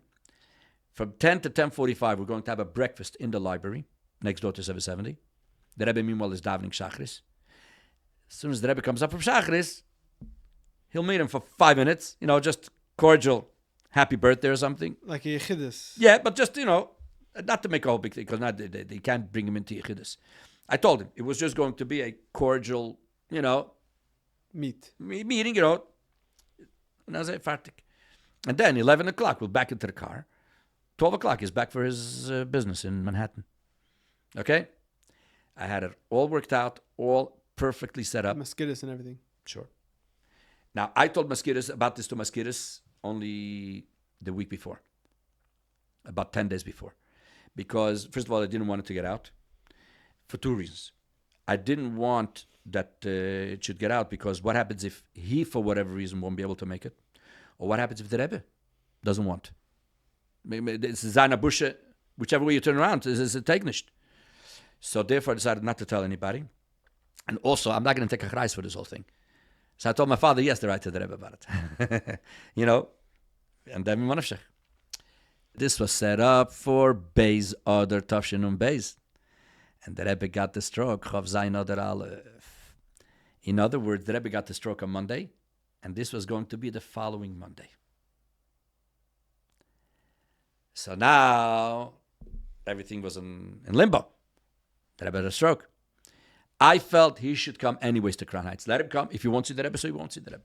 Let him come to Crown Heights, and he can't go into the Rebbe because the Rebbe had a stroke. That's fine. Everybody else felt it's not proper, it's not a her, not a hin. I couldn't fight the system. So I gave in. So I called up Furi Colombo. I told him, look, the Rebbe got a stroke, and we're going to have to cancel the visit to... So he said, since Andreotti is planning, he has it on his schedule to visit Lubavitch. So what we're going to do is, instead of him coming here, you will come to Manhattan to one of the programs, and that's where you'll meet him. So this way, my father came in because of Chazayin Adar. So he was here. Chazayin Adar, your father came from Italy? Yeah, sure. Just came. As soon as it happened. I think so. He was here. He was here for sure. And that day, we went to New York University. It was a very exclusive affair. There were only two speakers, Giulio Andreotti and Henry Kissinger. These are the two. Anyways, when he finished speaking, so he came off the podium, and then, there was a whole bunch of people waiting to talk to him. And Furio Colombo calls me and my father and myself, and he tells us, come now. We went over to him, and he tells the Prime Minister, these are the people from Lubavitch. Oh, so he calls over one of his chevre. It took about a minute, and he comes back with a box. He had brought a present for the Rebbe to give to the Rebbe. Adayem, I don't know what it is. It's in the library somewhere. I can't figure out. But what I heard then was that it was a alte luch, something, an old Jewish artifact of some sort or whatever, that he brought to give to the Rebbe as a present. But the meeting did not take place for whatever reason. Today we have heads of state coming to the all day. Today, this is after Gimel Tammuz. It's a different ballgame. But at that time, don't forget, you were talking about the Rebbetzin before, right?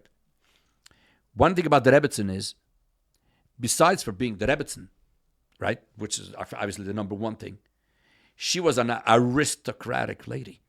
Pashat Begashmis. Today, people don't know what's an aristocrat. It's different, verstehe?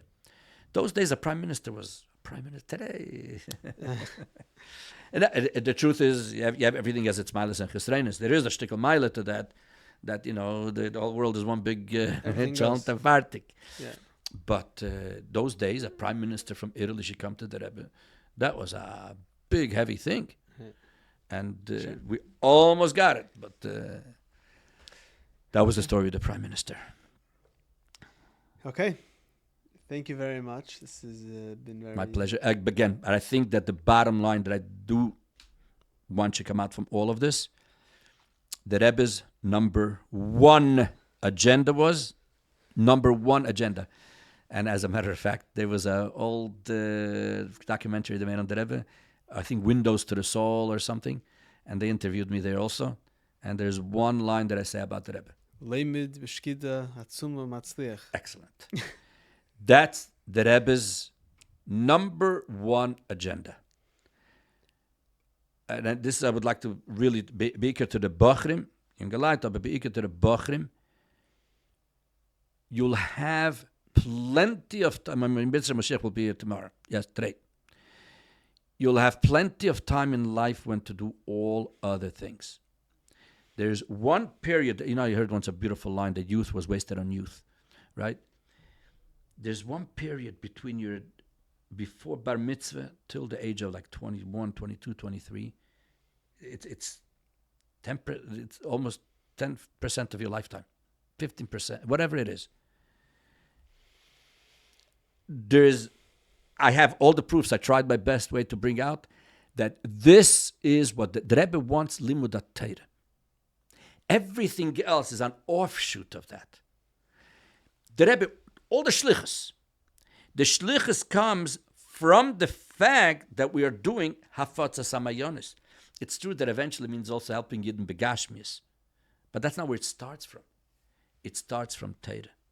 That's the number one thing. Nigle, chsidus, poshet, and that's what the Rebbe Moloritz Deya Savaye means Torah. Sof kol sof. And we have to get it out there to the world. There's no question about that. But the Bochrim Be'ikr, the youngsters, the younger generation today is amazing. I teach in all the schools. The young generation is super, unbelievably amazing.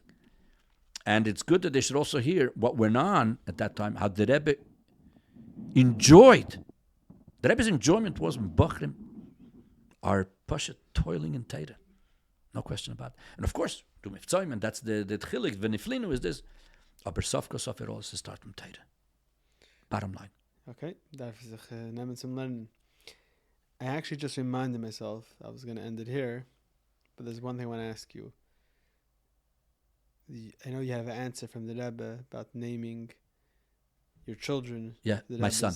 Your son. Okay, can you tell us about that? The story is as follows. What? He was Mechavrusa. Who is Mechavrusa? Your son Beryl. Oh yes, your Chavrusa? We learned Chassidus. Ah. I don't know how it was b'shkida atzuma. Yeah. The story is as follows. When I was born, I believe I mentioned last time, my parents named me Levi Yitzchak. And the Rebbe Tzimchana was obviously very, very appreciative, to say the least. 2 years later, my mother became pregnant.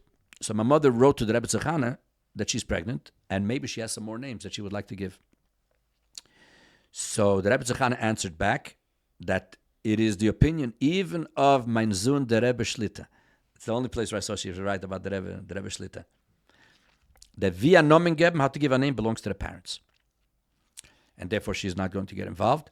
And maybe my grandmother in Pittsburgh, Mrs. Posner, maybe she has some people in the family that she wants to give. So she's not going to get involved. Ad kedekach, that then the Rebbe, they were born some Gedalia. My mother had twins, my sister Shekevitz and Krinsky. They were born some Gedalia. Mitamal came a telegram from the Rebbe Tzachana. I only saw telegrams to weddings, not messages. And over it says Mazel Tov and how to give the names. The Hoirim should decide, etc.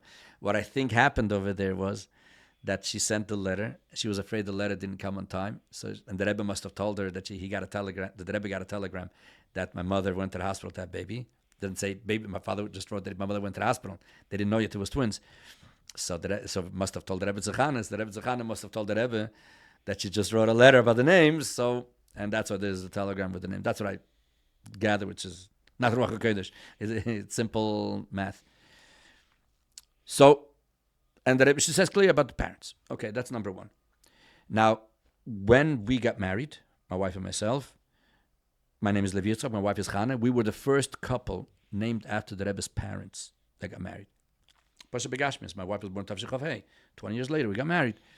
So we were the first couple. So when we, those days we discussed a little bit different than what we discussed today when they went out. And I told her, that we're the first couple after the Rebbe's parents. It would be proper that we give a name for the Rebbe's brothers. At that time was Yisrael Ari Leib, Dev Ber. And she, of course, had no issue. Then she mentioned the only thing is that when it comes to girls, the first one she has to give is Rachel. Because my Shver's mother, Rabbi Klein's mother, his name is Rachel. And she passed away when he was born. That's why his name is Yerachmiel Binyamin. Because Yerachmiel for Rachel and Binyamin, because it happened the same thing like Binyamin. She passed away 3-4 days after he was born. And I said, excellent. We could give Rachel with pleasure. Punkt then Igros Kodesh came out. And the Rebbe has the famous letter which he thanks that he gave the name Rachel. The Rebbe's Baba. Right. By the way, I just wanted to mention one more point before I forgot about Rabbi Yonasan Steif. Then when I went then to the house, I found 2 letters from the Rebbe to Rabbi Yonasan Steif for Tavshich Ches about Kibud Avayim by Bnei Noach. Really? And I asked that he gave me right. I'd like to hit the jackpot because the Rebbe. And I brought it to Bet 11. He was then giving out that Igros Kodesh. That's where you'll see that this is one of the only ones that it's Mitzilum Hayigeres. Because I got, and Label Bistritsky told me then that he was the middleman between Yeres Shleif and the Rebbe and Tashiches. Interesting. That's what he told me. Label Bistritsky. Whatever. Anyways, getting back to the names. So since we're going to have Beryl and Label, yeah. So at that time, in Tafshin Mem Vav, my son Label was born. We didn't know that Label was younger. That it's the Rebbe, Beryl, Label. Those days, we didn't know anything. Told us Levi Yitzchak came out, there's almost nothing there. And Rabbi Zelikson gave out his Hayom Yom, and he added the Rebbe's family, and he wrote the Rebbe, Label, Beryl. And the Rebbe circled Beryl, and he put him, that Beryl was a Ben Hasheni or something, whatever the Lashon. So this is later. Later. Yeah. At least we didn't know about that. So the first son we named Yisrael Ari Leib. And I'll tell you something very interesting about that too. I'm going to get to it in a minute. Fine. Now, Beryl was born in Tafshin Nun Aleph. It's a long year. When? What? When? Shvat, Chof, Gimel Shvat, I think. Chof Aleph, Gimel. Chof Aleph Shvat. Now, Beryl, so the Rebbe Tzachana says the Rebbe doesn't mix into names. I found out something along these lines, I may not be exact, that Yudi Shem Tov, Rabbi Yudi Shem Tov, you could check it with him, he was named after the Rebbe's brother, but the Rebbe's brother is Yisrael Ari Leib. How did he get Yehuda Ari Leib? Because those days they knew his name was Label. So Rabbi Shem Tov wrote to the Rebbe that he's calling his son Yehuda Leib after the Rebbe's brother. And the Rebbe changed it from Yehuda Leib. The Rebbe added Aryeh, but the Rebbe didn't change it to Yisrael.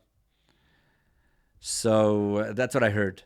So I saw that the Rebbe will not change a name. He'll add, but he won't change. Because I think Yisrael Leib is named after people that are named Yisrael Leib.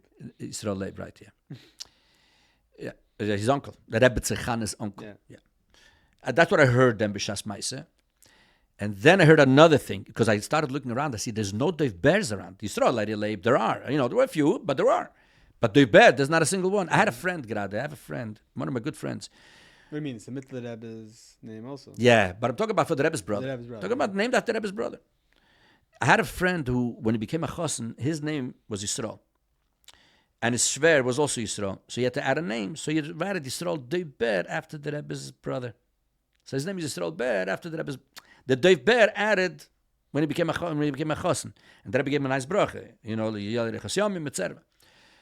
But I didn't know anybody named the Ber after the Rebbe's brother. So I started searching around, and I heard you don't give a name after a bocher that was killed. Someone young. What? Someone young. Young, killed. That's what I heard. Now, I didn't care. I wanted to give after Rebbe's brother. Gendigt. Aber maybe it's wrong. Was tut man? So I decided I'm going to ask the Rebbe. So we wrote to the Rebbe. The zettel is all over the place, right? That Baruch Hashem, my name is Levi Yitzchak, my wife is Chana, and our first son is Yisrael Ari Leib. And I said, we want to name our second son. I didn't write a name. I said, Achiv Hasheni of the Rebbe. Maybe he had two names. And then we wrote, we didn't see anybody do it. And I wrote, Veneni Yedeatam. I don't know why. I didn't want to write, I heard this reason. That was get me on reasons. And then we wanted to know what to do. To Bavaran, the Rebbe Tzachana, but she wrote that the Rebbe doesn't mix in because she wrote Milsa B'Taima. She wrote because maybe my grandmother has names that she wants to give. So I added Eich Sheyiyeh Hayele Dikare Al Shem Echad Mishpachas Kekel Shamar Shlita. Whichever way, this kid is going to be named after someone in the Rebbe's family. I figured I'll try my best. I gave it to my shver, Rabbi Klein. He looks at it, says, Levi, you have no chance. The Rebbe doesn't get involved in names. There were cases where the Rebbe said the name after Fidik Rebbe. Okay, you had that. But a question like this, the Rebbe is not going to get involved. So I told him, look, you give it to the Rebbe. I have 8 days to decide, and worst case, I'll have to decide myself what to do. This was Friday morning at about 10:30 in the morning. He had just brought the Rebbe to 770, about 10 o'clock. This was about 10:30. No. Did he bring? No. The Rebbe was at 770. It was about 10:30 in the morning. I think the Rebbe was staying 770 then. Whatever. I go to Bobby Schusterman to pick up the Bob for the Shalom Zocher, right? Tonight the Shalom Zocher. I'm there by Bobby Schusterman, and the phone rings. Who is it? My shver. Levi, come right back. The Rebbe wrote 2 words. Under we write about the name, and then you had the atam, etc. No one want to know what to do. The Rebbe wrote 2 words. Duber Shlita. And then later, Askar Alatzin. My shver went ballistic. Never saw something like this. The Rebbe should push it, right? Shmulu gave a name, Yisrael Ari Leib. The Rebbe thanked him. But the Rebbe should Give the name. Now, I was going through a certain hard time at that time, and I think that the Rebbe wanted to appease me. I don't know. Commentaries will give to other people to do, but that's no question that the Rebbe. But I want to tell you another very, very interesting Hashgacha Pratis. Our first son, his name is Yisrael Ari Leib. Yisrael Ari Leib was born Chaf Aleph Iyar Tafshim Mem Vav. Chaf Aleph Iyar. When I gave the name Yisrael Ari Leib, everybody was asking, like, Bas V'Tamol. It was born Chaf Aleph, the bris was at the end of the whatever. And the Rebbe's brother, what? I said, yeah, the Rebbe's brother. My name is Levi Yitzchak, my wife is Chana, and he's Yisrael Ari Leib. When was Yisrael Ari Leib's yahrzeit? Is Yud Gimel Iyar, so it had nothing to do with his birth. We're trying to find out when is his birthday. Rabbi Zelikson asked the Rebbe, when the Rebbe made that Ha'ara, so he figured it'll be a little mechutzef, and he asked the Rebbe, maybe it's possible to know when was their birthdays. The Rebbe answered, Le'eis ato einu yudua. At present, it's not known. In Tafshin Mem, I don't know which year it was that he wrote him, in the Mems, Le'eis ato einu yudua. And everybody wanted to know, Le'eis, now it's not known. When will we know? Who's going to come and tell us what happened 80 years ago? Right? And I said, if the Rebbe says Le'eis ato einu yudua, that means eventually you'll find out. How? Geves. Let the Rebbe take care of it. Goes by a little while, and they gave out a maimer lekovet chaf aleph lekovet yud gimel iyar, the Rebbe's label's birth yahrzeit, and they wrote a date in Sivan with a question mark because they got it from the daughter gave the passport. But passports when Russia passport means absolutely mean anything, yeah. The Rebbe said one time, "Daf passport bin ich älter." Right. Do you know what it is? The Rebbe's and the. There's a bunch of. I have the thing. I have the original. 1895 that it was born. That it was born 1902. But all the immigration papers are all wrong. Yeah. Everything is 1895. Anyways, so Sivan. Later, after Gimel Tammuz finally came out, the Reshimis of the Rebbe Tzechana, and she writes at the end of Iyar, she writes that these days is my son's birthday. So at least now we know it's the end of year. So we have a shtickle idea, but we don't know not the year, not the. About 10 years ago or something, they found in Nikolaev the registry of the whole thing, and Yisrael Ari Leib was born Chaf Aleph Iyar. Same exact date as my Yisrael Ari Leib. That's an interesting point. Then there's another thing which I would like to clarify. There are certain people that say that the Maimer of Bris Milah,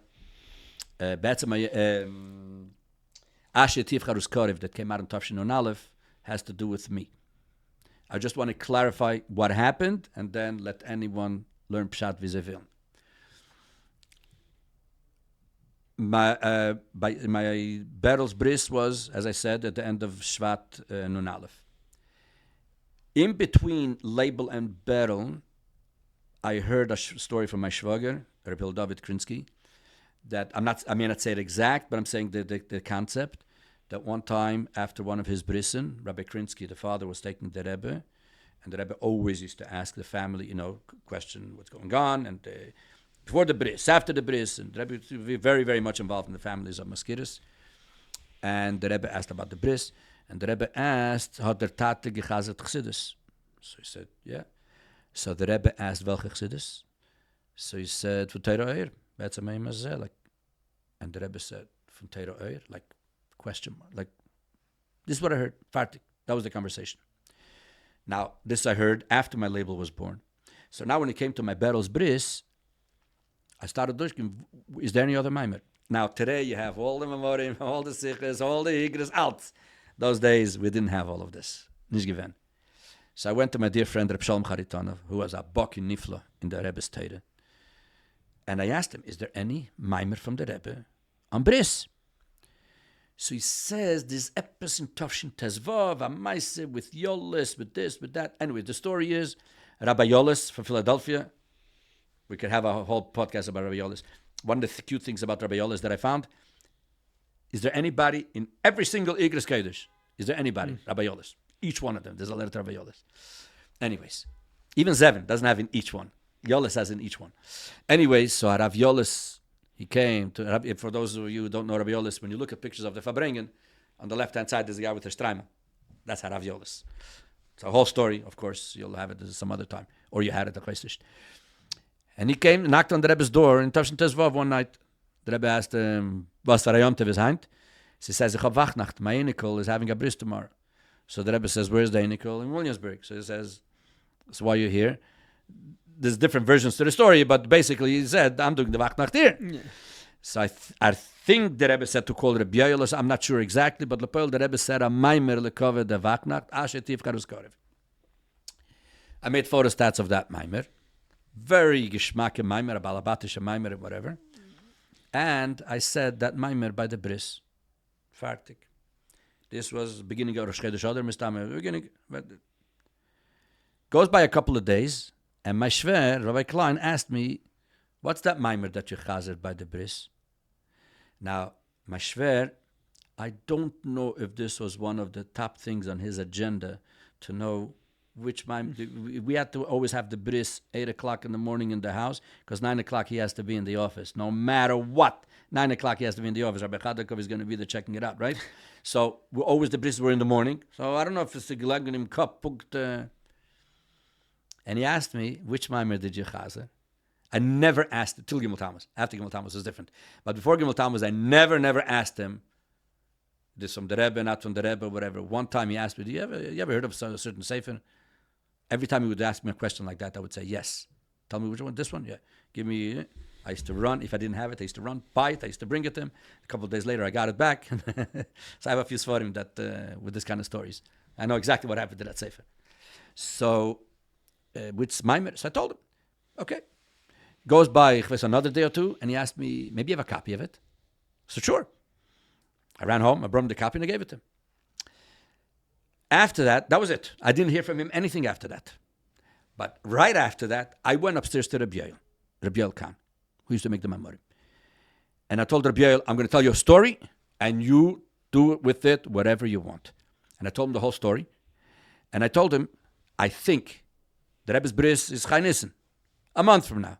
I think that if we prepare this maimer for Hagah, I would assume that because I said, I can't tell you if the Rebbe asked. Ich weiß nicht. Aber ich schmeck, als etwas tut sich dort. And Take, he made the maimer, and it came out Muge from the Rebbe. Now we have a Muge dike maimer for the Rebbe for Bris, Ashe Tivkar. So a lot of people think that the Rebbe told me to learn this maimer. No, absolutely nothing. The Rebbe had nothing to do with it. I will tell you something, but I don't want Chassanim to take it very,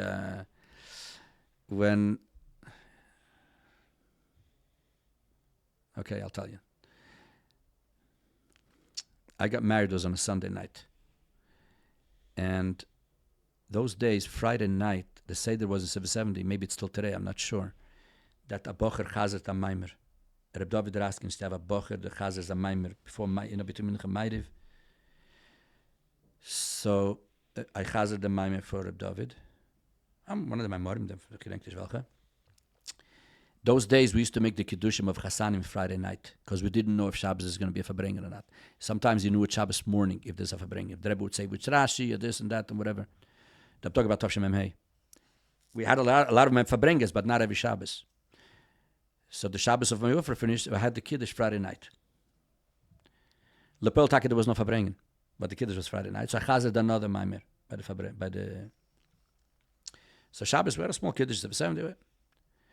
I got very, very sick over that Shabbos. I got some mice, whatever. I went to the wedding. I had a high fever. I had a good time by the wedding. It was perfectly fine. Now, those days, there were still chilukei dayos, which lechadoidi to chazer by the chasana. The Rebbe's or the Fidik Rebbe. It was fresh. It was still the first few years. So what I did was, to chazer both my morim by the Kabbalas Panim Pasnish, to the Tzarachmanas on the Eilam. So what I did was, when we did the ksuba in the morning, I chazer. There's a story from the Rebbetzin with Chanina. I don't know story with Chanina. He's told the Rebbetzin that he's doing that maimer from the Fidik Rebbe. He said, "There's talking maimer from my man." Basically, Chanina got married way after me. I was Chanina's tutor. That was way after me.